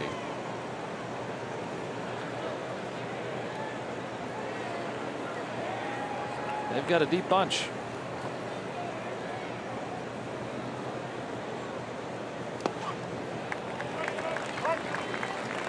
Even 2-2 on Thames. There'll be some guys that aren't on the postseason roster. Oh yeah, that are sure. Notable. Darnell Cole's the ex-Pirate, hitting coach. There on the right.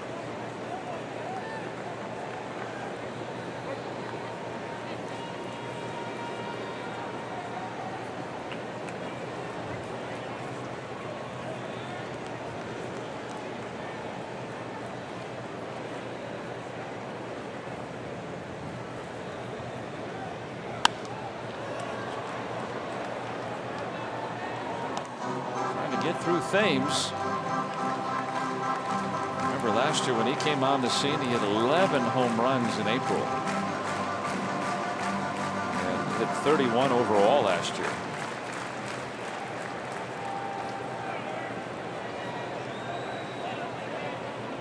Yeah, he and Santana both hit 30 home runs this year.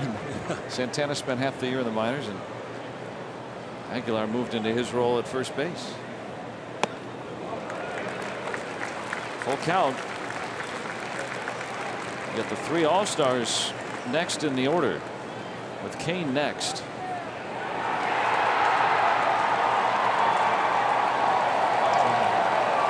Guessing the Packers did something. Big reaction here. You saw Kane's reaction. It was amazing. What's happening?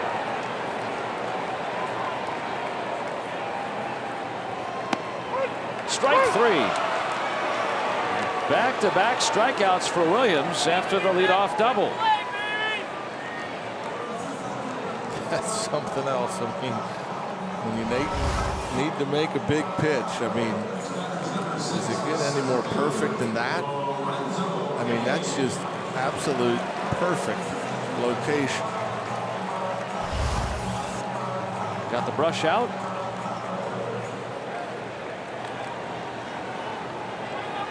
Pratt's still there with 2 outs.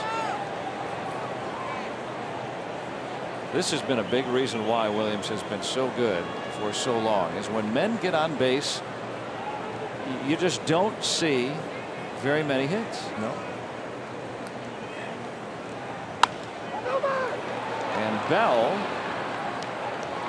comes to Williams, and he gets out of it. A leadoff double, never advances. 5 scoreless for Trevor Williams.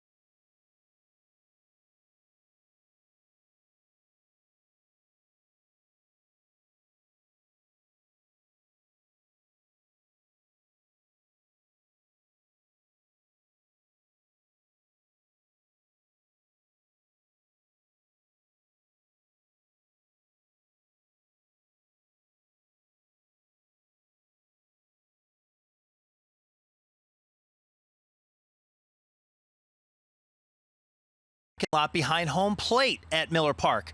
I'm at a little field called Hellfair Field. It's built on the site of the old Milwaukee County Stadium, a place where the Brewers called home before they moved to Miller Park almost 2 decades ago. It's a neat little youth baseball and softball field. Kids could play, adults could play, or even have a company outing or two. And Joe and Rock, I'm looking at straightaway center field, 200 feet. Hey, Joe, there's hope for guys like you and I to finally hit a home run. What do you think? Maybe. I have played on that field before, and I did not hit a home run. Oh. Much to your surprise, I'm sure. Yeah, that's a neat little facet here. They've got a nice facility here, and that's really cool. It's in pristine condition. It's kept like a major league thing. Oh yeah, it's beautiful. As Corey Knebel takes over, top of the 6th inning with his 4.24 ERA.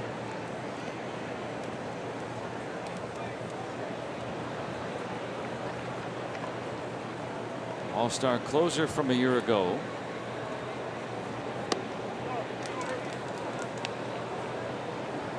Bell walked his last time, trying to extend that 7-game hitting streak. It'll be Luplow and then Dickerson.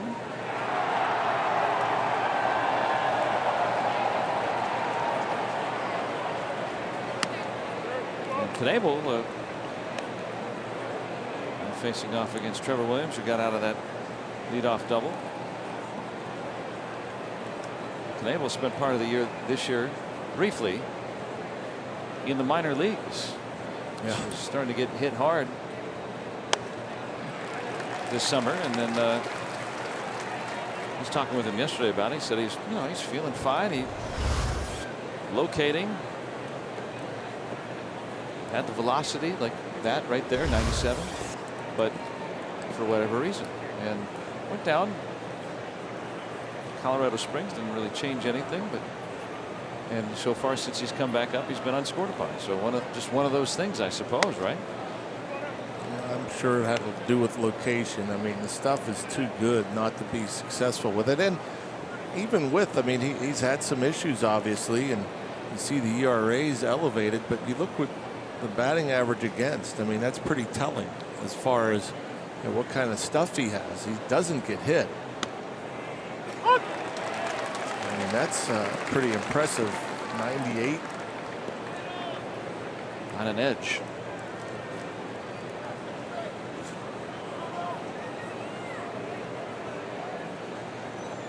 Now you would last year, the way that he pitched,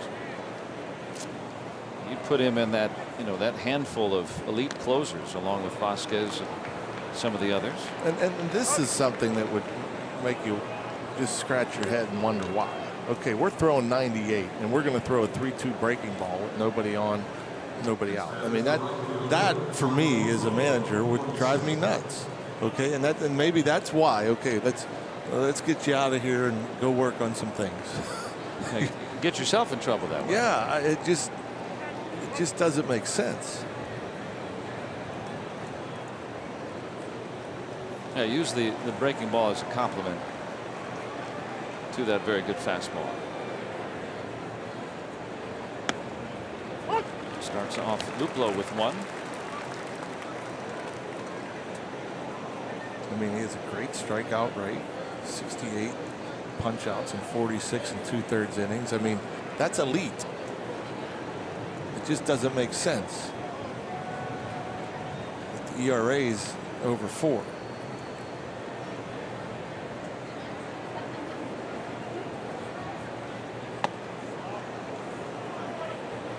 Couple of curves to start.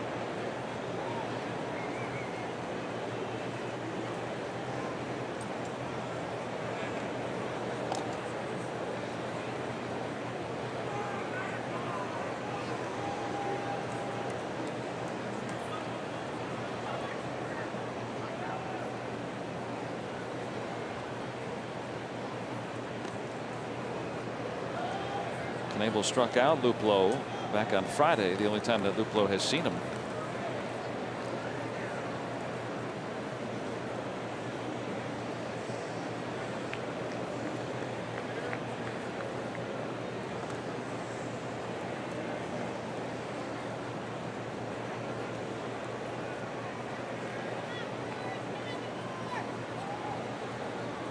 Long wait.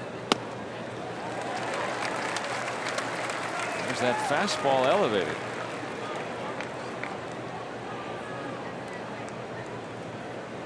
At only 95.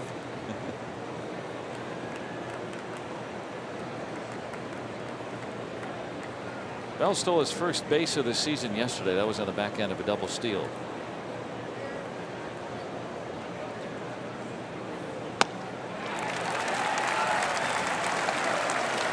Middle at 96. And Luplow is gone for the first out. Corey Dickerson is coming up. Let's check out StatCast AI, powered by AWS. 8.9. Too hot for Yelich to handle. Backdoor breaking ball. 102.5 the other way. An RBI base hit. Feverish. He has really scalded the ball today. Driving in that run. The second of the two.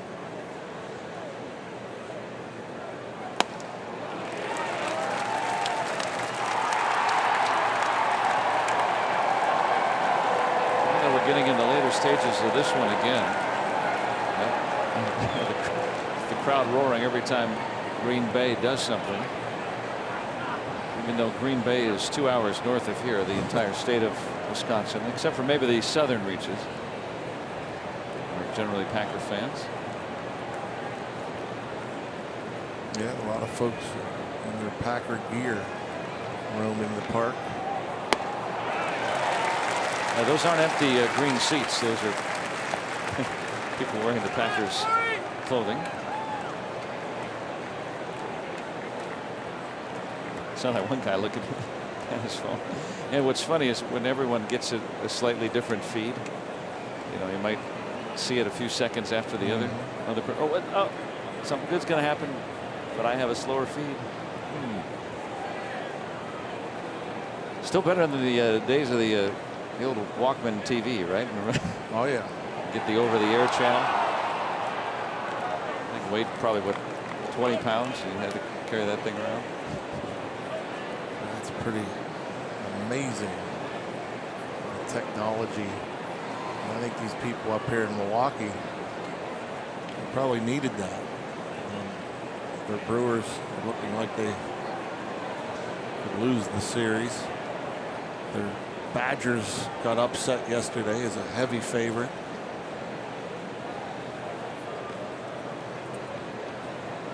And the Pirates trying to spoil the party here. Yeah. With some very good pitching again. Won yesterday 3-1.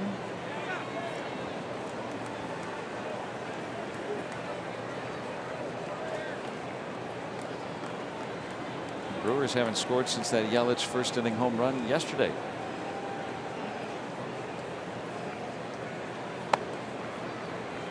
Laying off that fastball, 1-2.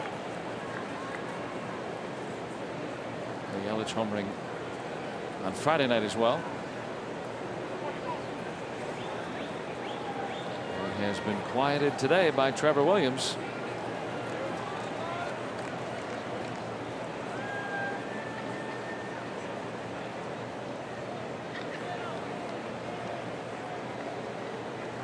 Bell is running. He's out by a furlong.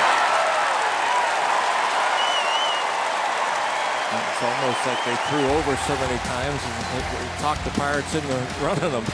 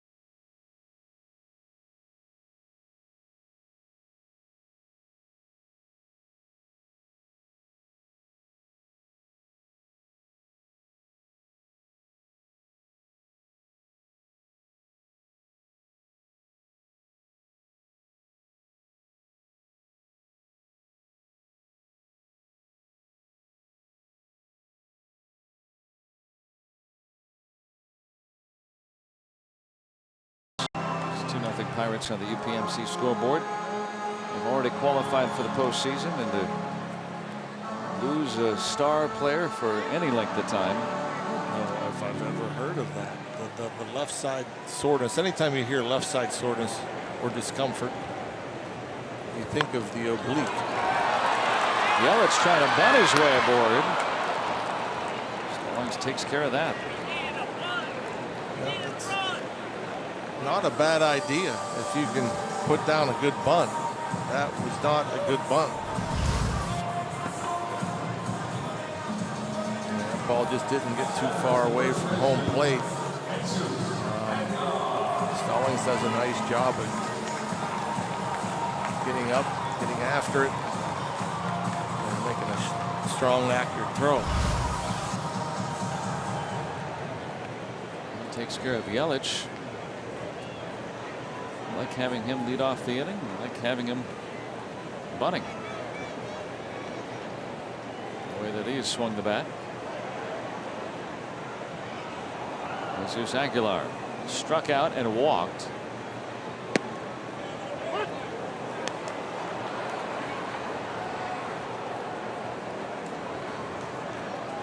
Williams so far putting up another whitewash. This has been just an otherworldly stretch for Trevor Williams.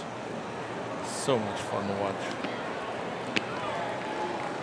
When you look at the kind of time he's had, he's going to end up perhaps with the lowest second half ERA in Pirates history. Oh, yeah. I mean, it's remarkable. And there's so many different things that can illustrate how good he's been. If he's able to finish today, and this will probably be his last inning, you think.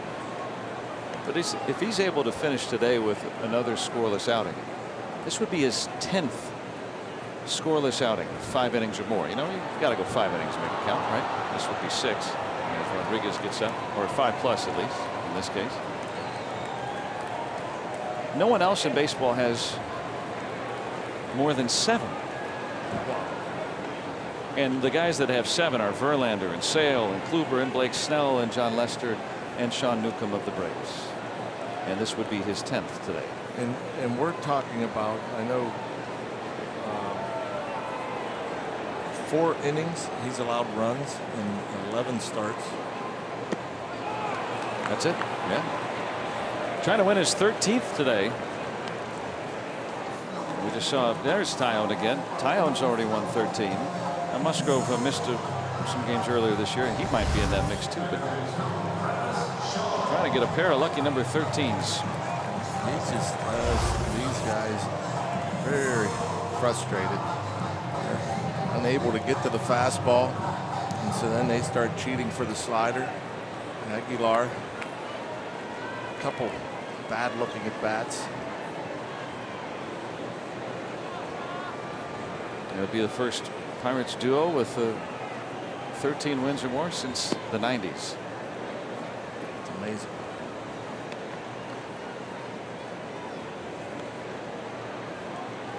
That doesn't mean that, you know, I mean, they got a couple of more starts at least left, right? 2 more probably after this. Yeah. Tyone's scheduled to work on Tuesday against the Royals. And both these guys are 26 years of age or younger. I mean, that's the same thing with Musgrove and Cool. I mean, you know, you've got a young group here too. Archer just turning 30. Nova's in his early 30s and still with a year to go in his contract. I mean, there's room for optimism in that department, to be sure. Yep. Nova agrees. Young staff and some depth. Some other guys that we've already seen that have had success. Others in AAA knocking on the door, getting closer. Pitching situation looks good. And this isn't some aberration from Williams. I mean, you know, you're not going to see a guy that's going to pitch like he has, you know, with a 1 ERA over 2.5 months. And that's special, of course. But the way that he's pitched this season, he's emerging as one of the better pitchers of the National League. Dad loves it. Richard with a fist bump.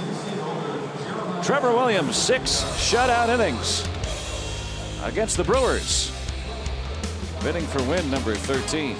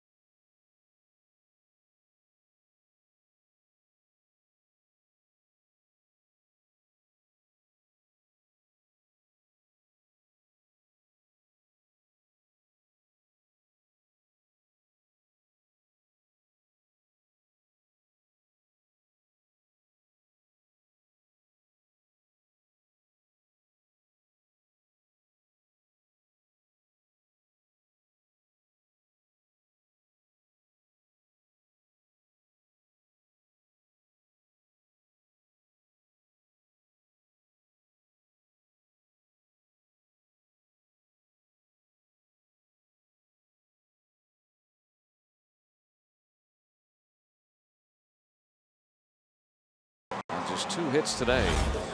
And as you enjoy a Miller Lite, look forward to the Hold True moment later in today's game. He has been something to watch. It's really, I mean, we're running out of words to use for what Trevor Williams has been doing. So Soria takes over, 1-4, 3.52 ERA, 68 strikeouts and 53 2/3.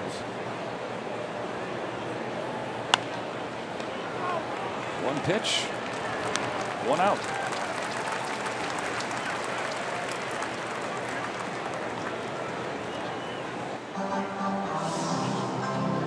Williams' spot due up 4th in this inning.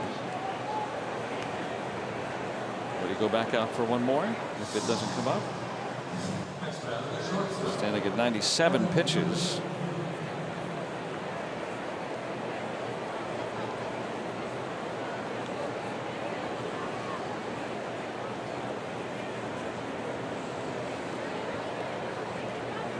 Richard Rodriguez was warming earlier. He's ready if needed.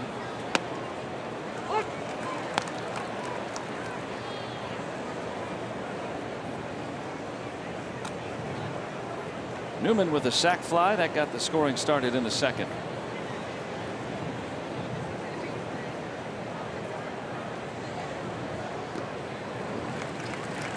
That's a slow one. We've seen all sorts of breaking balls from Brewers pitchers today. 69. Yeah.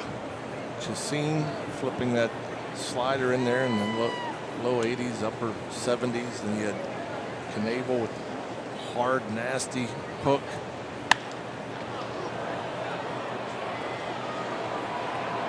Into the warning track.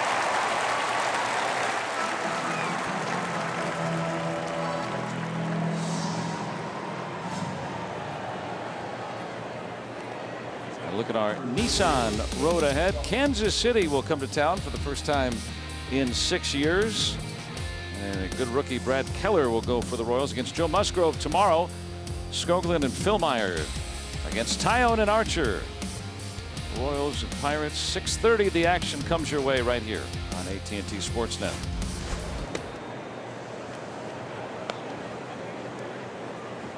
Tyone will be going for win number 14. He's already got there. I saw that in Dan Hart's notes today that the last Pirate pair to win 13 games in a season was back in 1999. Todd Ritchie and Jason Schmidt. And if Williams, who's eligible to win now, if the Pirates hold this lead, if he can win it, he'd win his 13th today.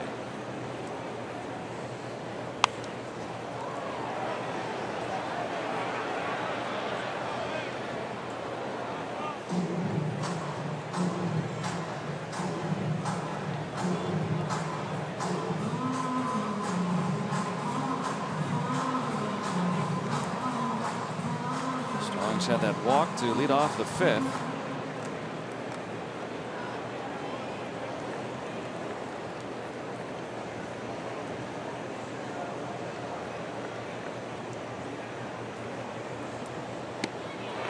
And Soria, 1-2-3, 7th inning.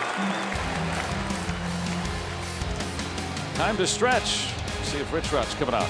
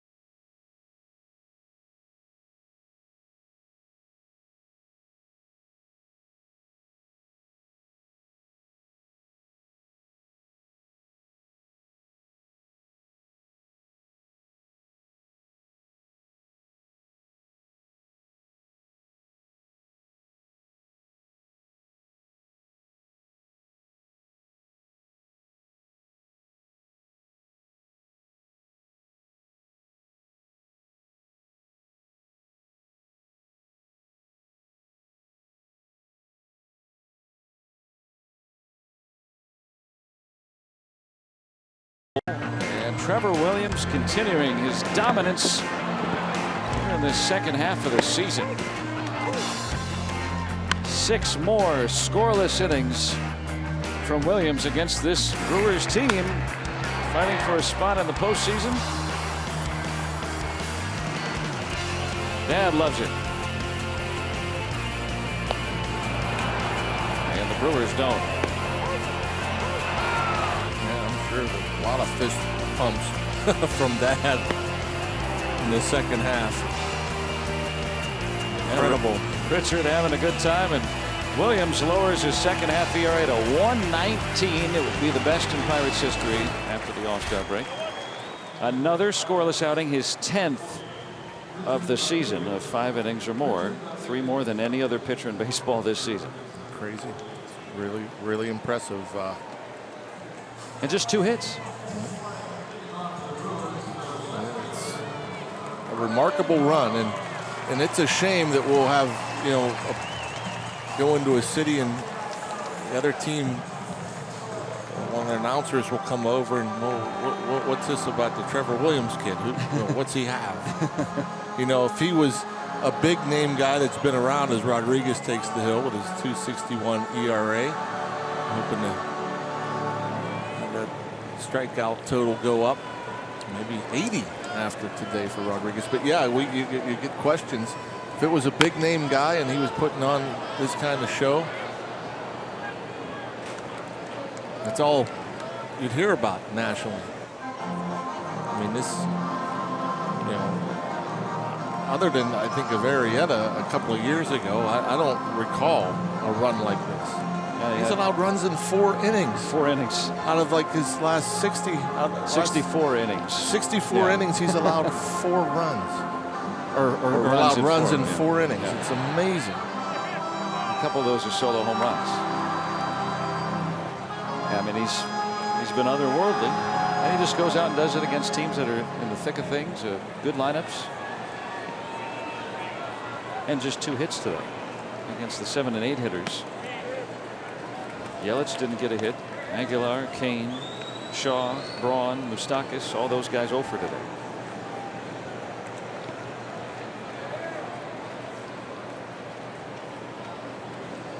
A combined 0 for 14 against Williams. That works. Yeah. It's amazing.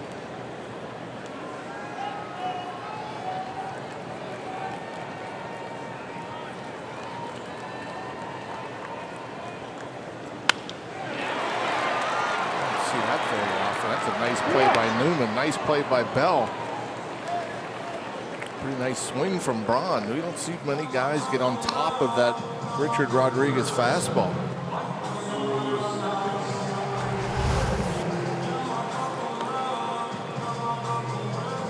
As a hitter, you're frustrated. It's like, how am I getting on top of that? Newman, a high hop. You don't see many one hoppers caught above your head. How high that comes up. And that's a tricky little in-between hop. Moustakas to the warning track. A loud second out. And we've been talking about how great Williams has been. How about Richard Rodriguez? There is no rookie in a Pirates uniform that's ever had better strikeout rate than him, but he's also, it's not just strikeouts. I mean, he's been very effective. He's come in and pinned down big outs late in ball games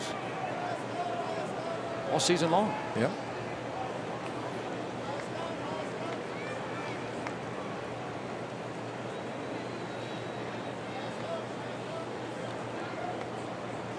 Eric Kratz with one of the 2 Milwaukee hits today. And Xavier Cedeno getting up, left-hander for Milwaukee.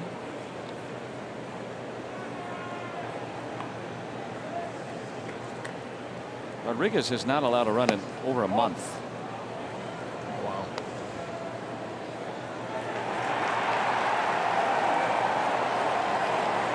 Yeah, I mean, he's been pitching regularly. They haven't sat him down or anything like that. 11 consecutive games. more than 12 innings coming in.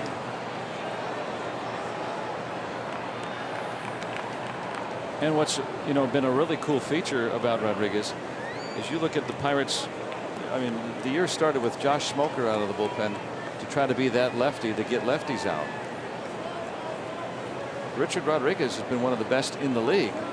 Vasquez is one of the few that have been better at getting lefties out and limiting left-handed power. I mean, Rodriguez has been a guy that they've used. And we saw it in spring training. Didn't really know a whole bunch about him. And every time he pitched in spring training, he was blowing fastballs by guys. And you don't have the radar guns in spring training in most places. And so wondering, boy, how hard does this guy throw? Well, Kratz with 2 of the 3 Brewers hits today. Finding the hole.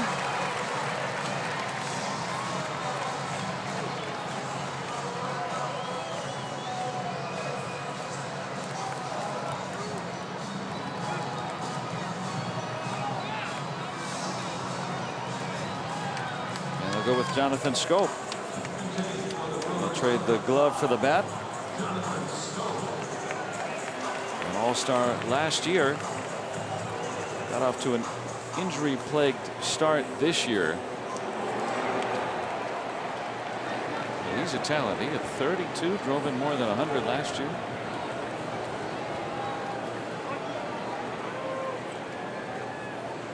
In this bandbox ballpark, one mistake. Got to be careful. It could be a tie game. Stopped by Stallings. And Stallings is a pretty big guy, and he's just so smooth back there. The way he moves, and pretty effortless as far as blocking balls. That's a great point. I mean, he's 6'5". That's among the taller catchers that have ever been back there. It's hard to be smooth as a 6'5" catcher. A good athlete. Of course, Dad Kevin, a longtime basketball coach, briefly at Pitt, but he gave up basketball to Jacob early on. He loved baseball.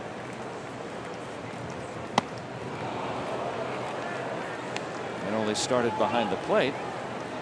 Elias Diaz may be returning soon. Stallings getting some work, but the only reason Stallings went behind the plate, he was 10 years old. The catcher couldn't play that day, so I'll do it. I'll put on the stuff.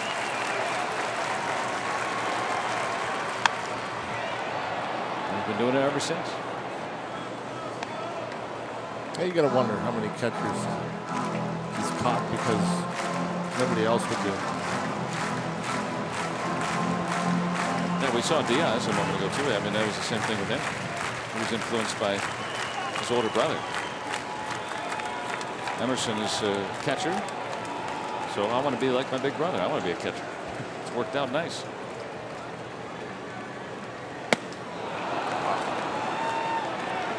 Rodriguez strikes out Scope, and the Pirates maintaining their 2-0 lead.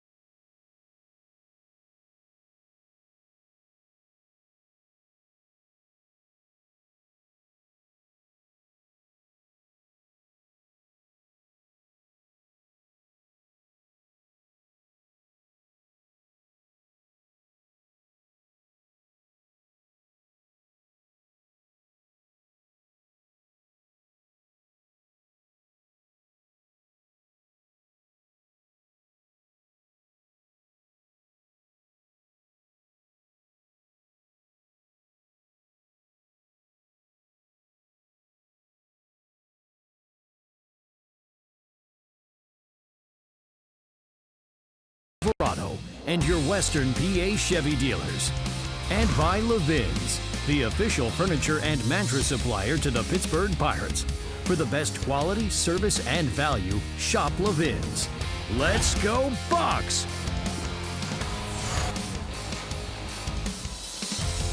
2-0, the Pirates have the lead as the 8th inning is coming up. And Soria went through all of his warm-up tosses. Craig Counsell wanted the Pirates to announce their only left-handed batter. So Kevin Kramer was announced, and will step aside for the pitching change. Cedeno coming on for Milwaukee.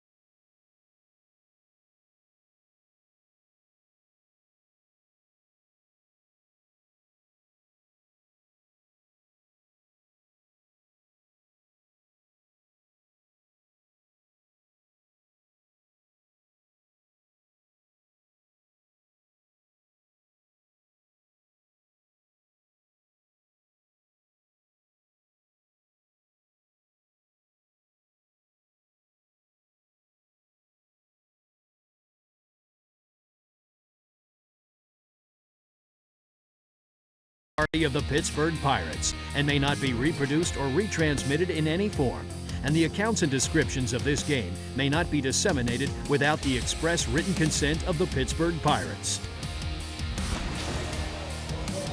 2-0, the Pirates. More good pitching. Trying to take the series from the Brewers. Jose Osuna now will pinch hit for Kramer.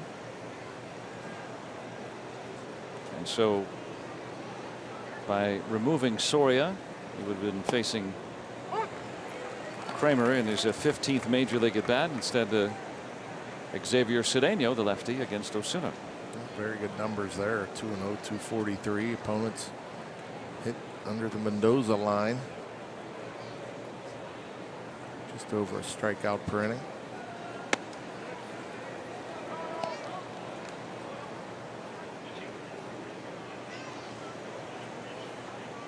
Thinking that the matchup, Osuna against lefties, I mean, you know, last year when he had more big league time and down in the minor leagues, he's always hit lefties very well and with power. And Kramer was just starting to get used to playing in the major leagues. I think I'd rather have Soria against Kramer. Yeah, I mean, former closer, experience, pretty nasty stuff. Because you know, either way, you're either going to have right against left or left against right. And then the only reason to not have Soria in there is they only want him to go an inning. They didn't want him to go any more than an inning. So they just had him go up there and warm up just to try to create a better matchup for themselves. Or burn a player off the bench. But in September, there's seemingly limitless rosters. Looks like it's going to work. Scope in the game. Makes an easy out.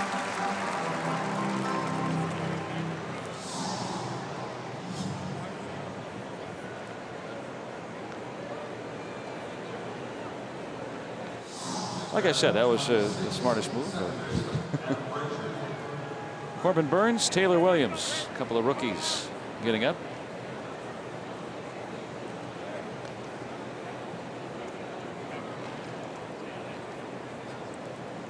Well, Frazier gets on. definitely see a pitching change. If Frazier doesn't get on, we will probably see a pitching change. I think that makes sense. Wait, say that again. Frazier gets on. No, I can't. Well, the right-handed batting Marte to follow. 2-run game in the 8th. Crick, Kyle Crick, getting up for the Pirates. He held it down in the 8th inning last night. Pirates prevailed in a 2-run affair.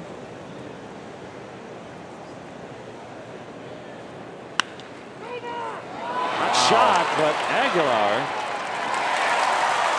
gets the out. That was impressive. That ball was hit very hard, right down the line. Aguilar like a cat. A couple of steps to his left. Does he remind you of Andres Galarraga a little bit? I mean, when I said cat, that's immediately who I thought of. I don't call him the big cat. He reminds me of him or not, but. Well, you were talking earlier about how Stallings is, 6'5" and athletic behind the plate. How about Aguilar? I mean, he's a big dude. But he's made a couple of nimble plays over there today. Little tapper. Stockus gets the out, and Cedeno in 1-2-3-8. Kyle Crick coming on to try to keep it at 2-0.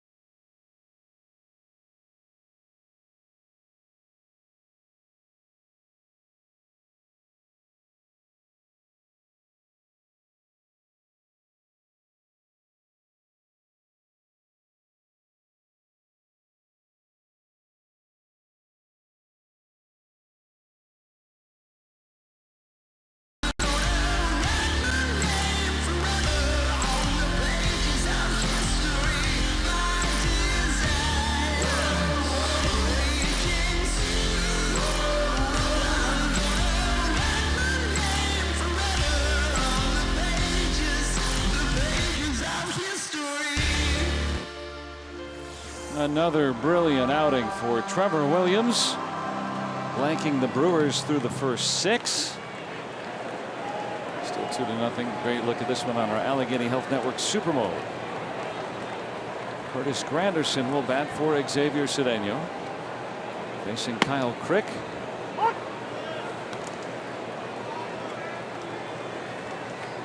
Nice outing for him last night. Yes, sir. Nice season for Crick. 2-2, 2.60 ERA.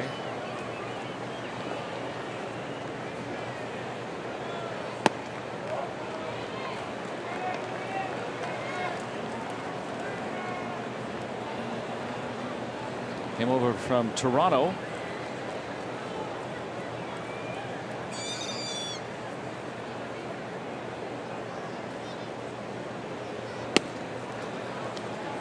What was that?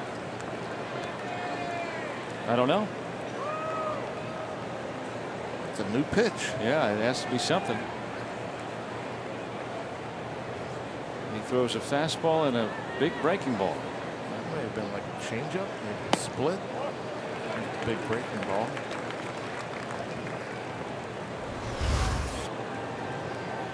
Look at that. Yeah, it is a changeup. A changeup from Kyle Crick. He used to throw one when he was a starting pitcher in the minor leagues. Hey, in September, why not bring it back? See if you can use it to neutralize lefties here and there. It wasn't the best location, but the change of pace had Granderson out in front.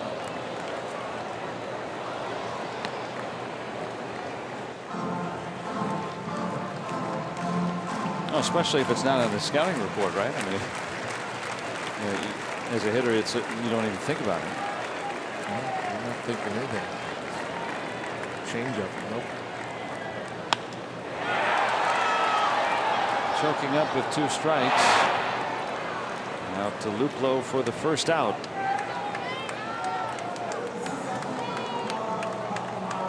Kirk has the leadoff man gone. MLB at bat. That's your #1 Pirates app. You can customize your experience to catch every moment. Get Pirates home screen icons and features like the MLB.TV Game of the Day, pitch tracking, in-game highlights, live radio broadcasts, stats, news, and more. Download MLB at bat today. Rough run on the gridiron today. Pirates will try to avenge Kansas City tomorrow. Yeah. Lower stakes. But best we can do now. Well, the folks here, the football fans in this state, knew how the Steeler fans felt a week ago. Because like the Steelers and Browns, the Packers and Vikings ended a tie today with all the craziness. Ties are in. Ties are in.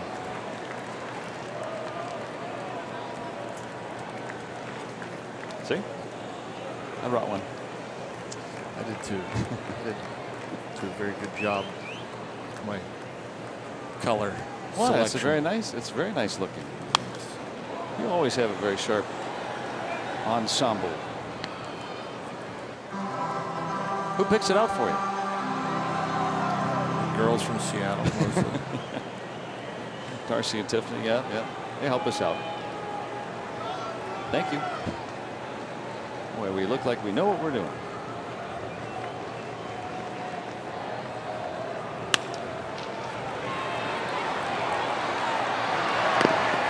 And Newman able to throw out Kane.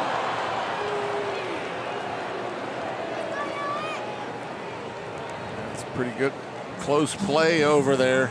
Newman sharing a laugh with Colin Moran. I guess Colin Moran didn't know that Newman was playing so far over. That's the job of the third baseman, having a little bit of an idea where that shortstop is. Because if Moran comes up with that, he probably has no chance of throwing out Kane. Newman on his feet, just enough time to get Kane first. Kane runs very well. Base is clear for Yelich. Another changeup. Yelich has batted with men on only once today. And Williams got him to ground out back in that 3rd inning. Last time he tried to bunt his way on, leading off the 6th.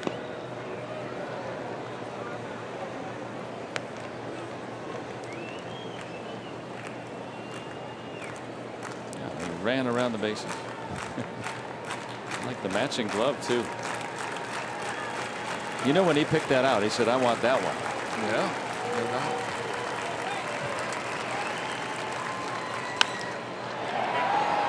Flare out to left. And a 1-2-3 frame. So Craig for the second straight day, a scoreless 8. Ninth inning coming up.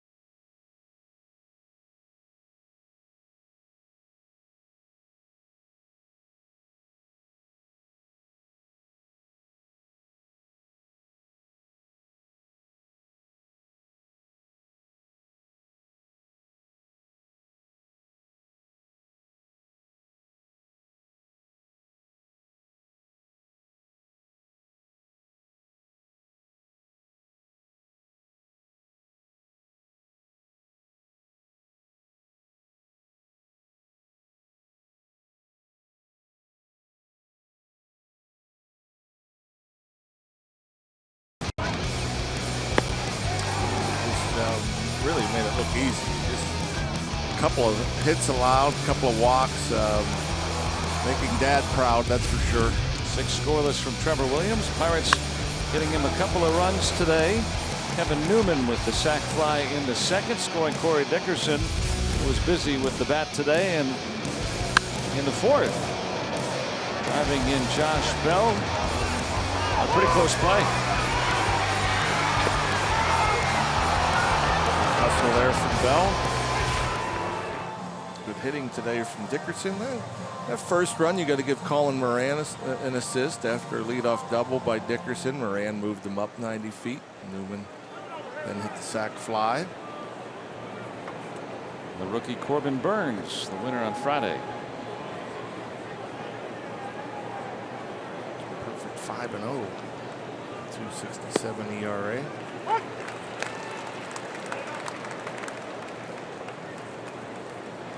Well, with a pair of walks, but perhaps the last chance at extending that 7-game hitting streak.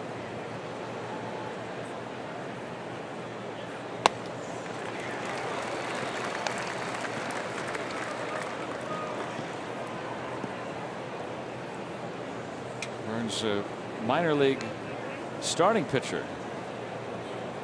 Stop me if you've heard this before, but joining the Milwaukee bullpen.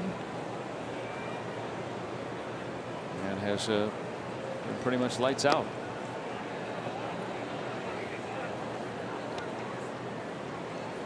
One run over his last 14 innings.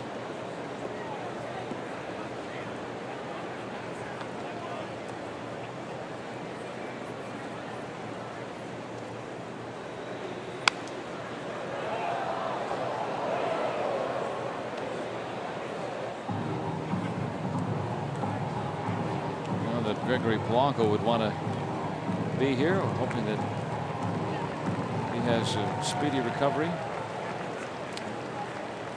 from that shoulder surgery. Hopefully be back early next year, not late. Little bouncer. Be a little toss from Aguilar. So 1 out here in the ninth. Pirates putting together a couple of runs today, and don't forget about Fan Appreciation Week starting tomorrow at PNC Park, and part of that, you score as the Bucks score. $9 off tickets in most seating categories for every game of this upcoming final homestand of the season. You can go to pirates.com/uscore and take at least $9 off if they score any more here in this series. You get some more. Luplo today 0 for 3. Another testament to the Pirates' outstanding pitching. They won yesterday 3-1. There aren't a lot of games where 3 runs will do it. And today, just 3 hits and 2 runs. And the Pirates have been cruising. Yeah, it's a really good lineup. Nova pitched to Jim last night. Trevor Williams one-upped them today, though.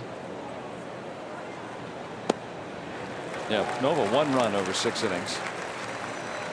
Williams said, nope, I'm going to score this over 6. Musgrove gets the ball tomorrow against Kansas City back at PNC Park.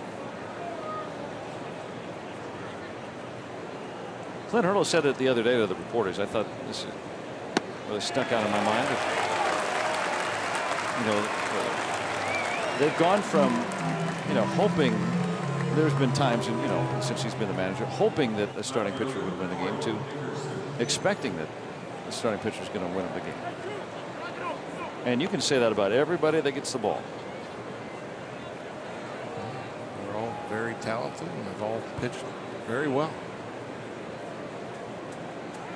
Vasquez, been a busy guy. 2-inning save on Wednesday. Secured the save yesterday. It's been about a month since any team hasn't lost a series to the Brewers. They've won 7 straight series. The Pirates have had their number this year, as they have in recent years. 10-5 against Milwaukee this year.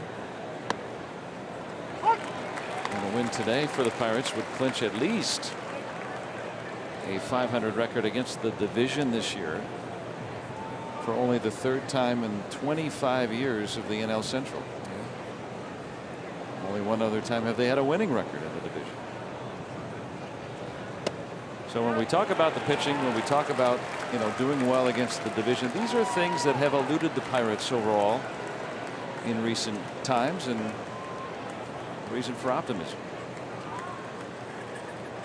as they can get back to .500 with a win today. Have to pitch to win.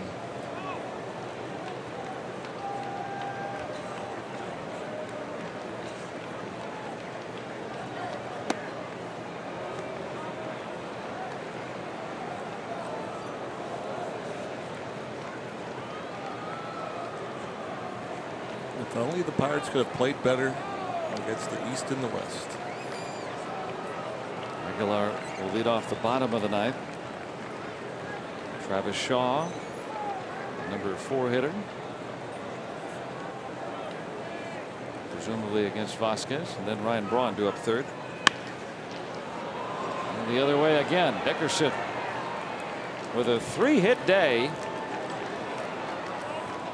2 doubles and a single for Corey Dickerson. That is great to see. Sure is. And once again, a little backdoor breaking ball that he's able to stay on and hit right on the button. He's staying back, staying inside. It's what we saw, especially the first half of the season.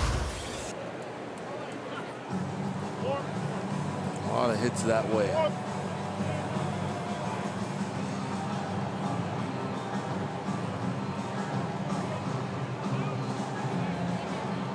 Moran intentionally walked.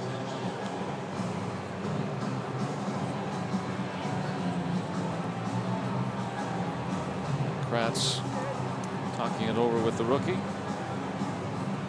Got to keep this at a 2-run game.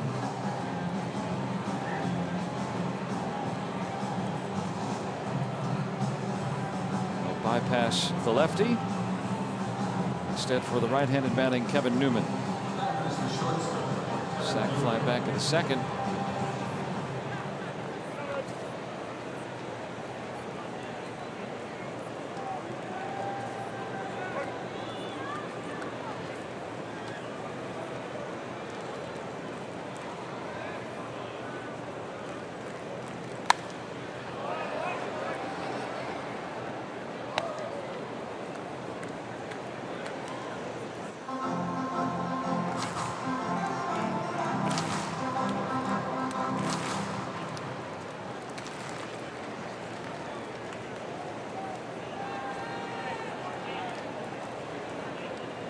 Dickerson at second. Moran after the intentional pass out at first.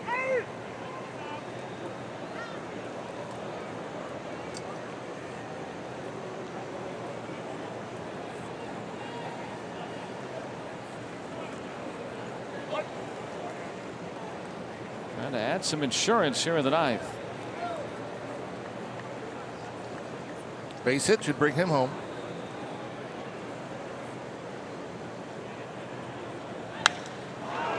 That's out there, and it's down.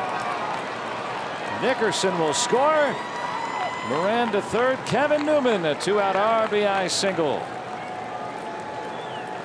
That's a big third run for the Pirates here in the ninth. That's a big hit.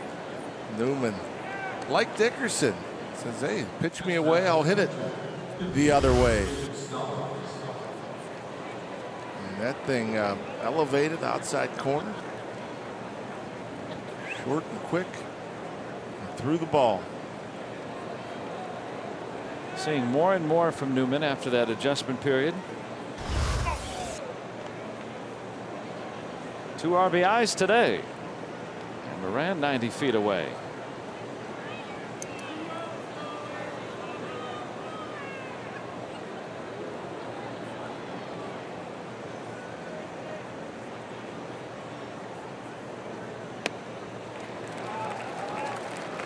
That's a good breaking ball from Burns. Well, now Santana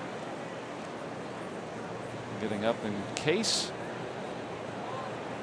Put up the 4th run. Yeah, if it isn't a safe situation.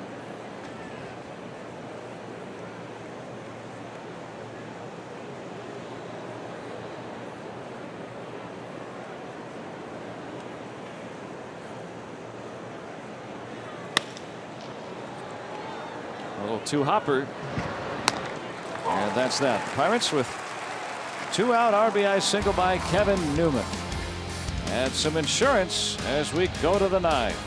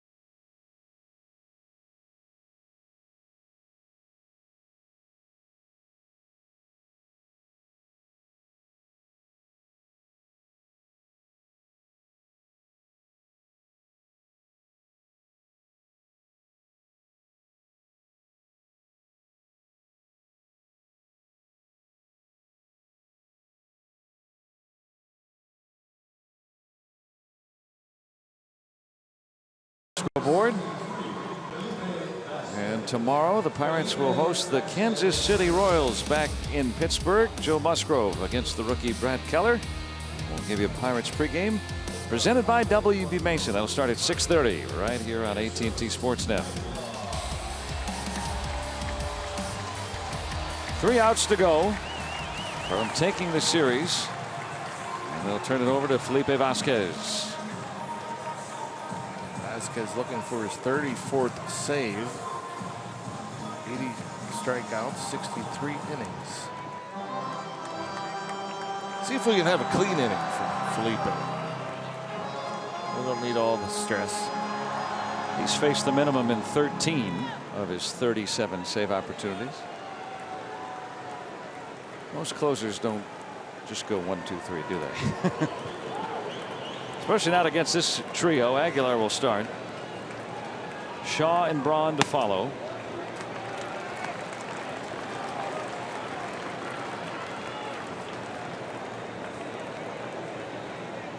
for 2 with a walk.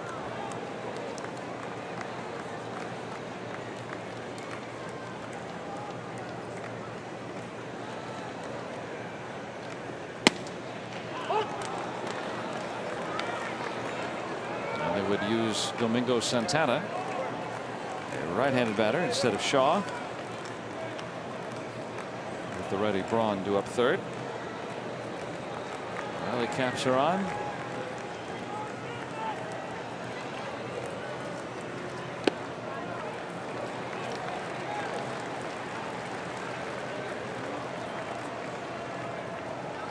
Vasquez this year 10 for 11, having a 3-run or more cushion.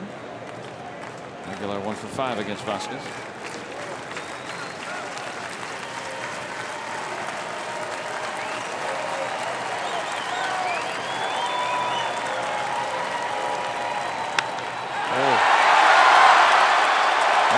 Are on the board.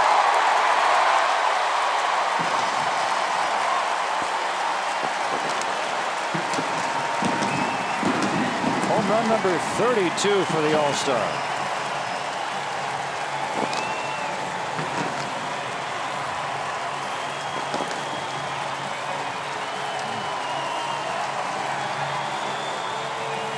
Pitch came out of at 97, a little below average for Vasquez. Yeah, that's a heck of a swing. Powerful.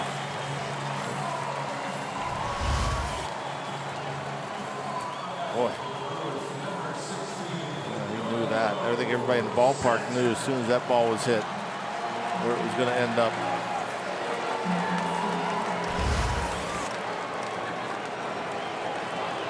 Now Domingo Santana to pitch it for Shaw.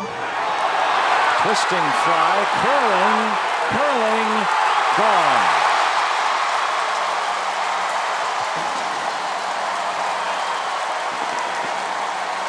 It's a 1-run ball game in the 9th.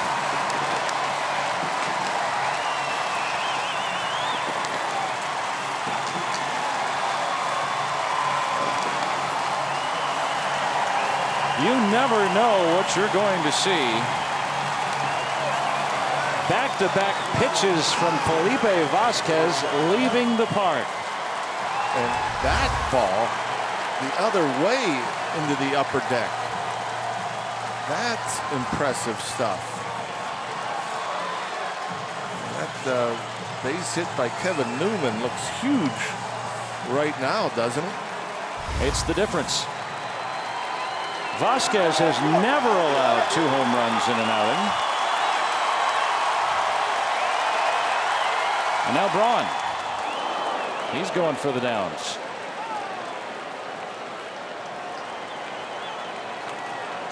That's what makes what Williams, Rodriguez, and Crick have done today so impressive. Yeah. Crazy. He's driven in 2 today, Kevin Newman.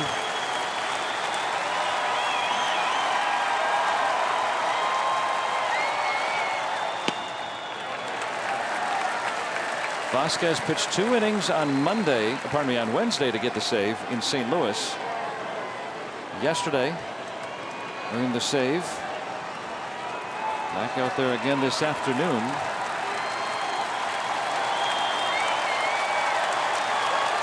And a 3-run lead has turned into a thinnest of margins. That woke the folks up here. They've been pretty much asleep the last couple of days because of the good Pirates pitching. That makes that score all the more important to Milwaukee. Down 2.5 games to the Cubs.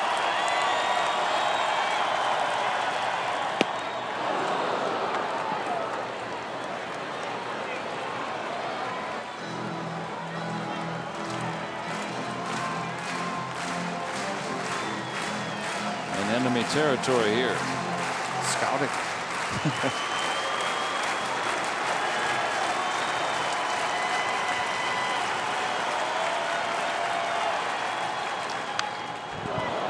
.100 from Vasquez.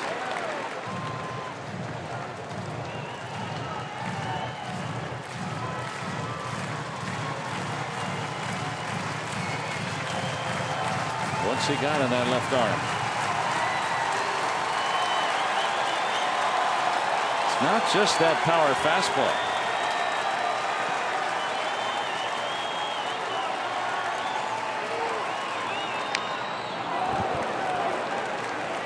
The hurry up offense. Yeah.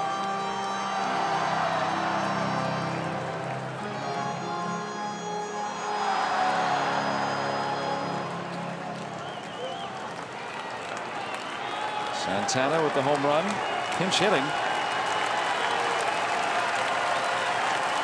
Aguilar preceded it on the previous pitch. And he strikes out Braun for the first out. Yeah, that's a good slider, good location when you're throwing triple digits.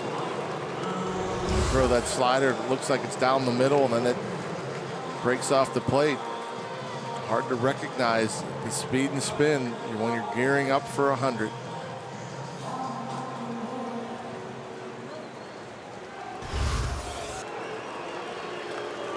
Now 1 out. And the lefty batting Mike Moustakas. A weak swat and a strike.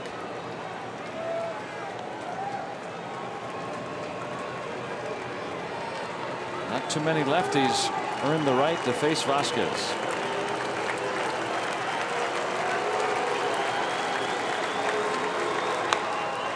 Popped him up. Who wants it? It'll be Frazier. And now 2 outs.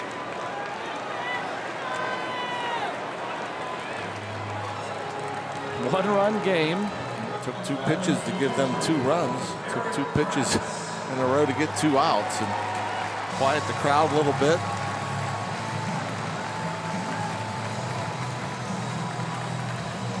Well, the Pirates trying to get out of here with a series victory and continue their dominance of Milwaukee this season. Eric Kratz with 2 hits today. He had 2 of the 3 Milwaukee hits prior to this inning. And don't undersell him either. He has some power too.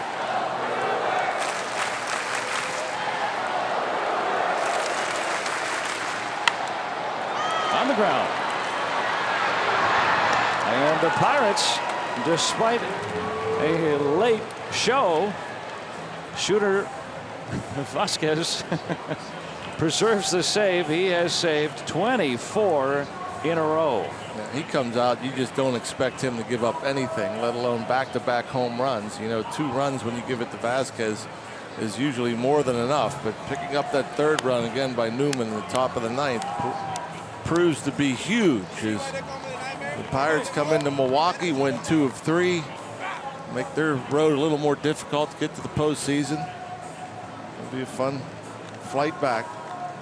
And Trevor Williams getting his 13th win, and Vasquez able to preserve it. The Pirates take the series, win the finale 3-2. Let's go out to Paul and Michael to talk this one over.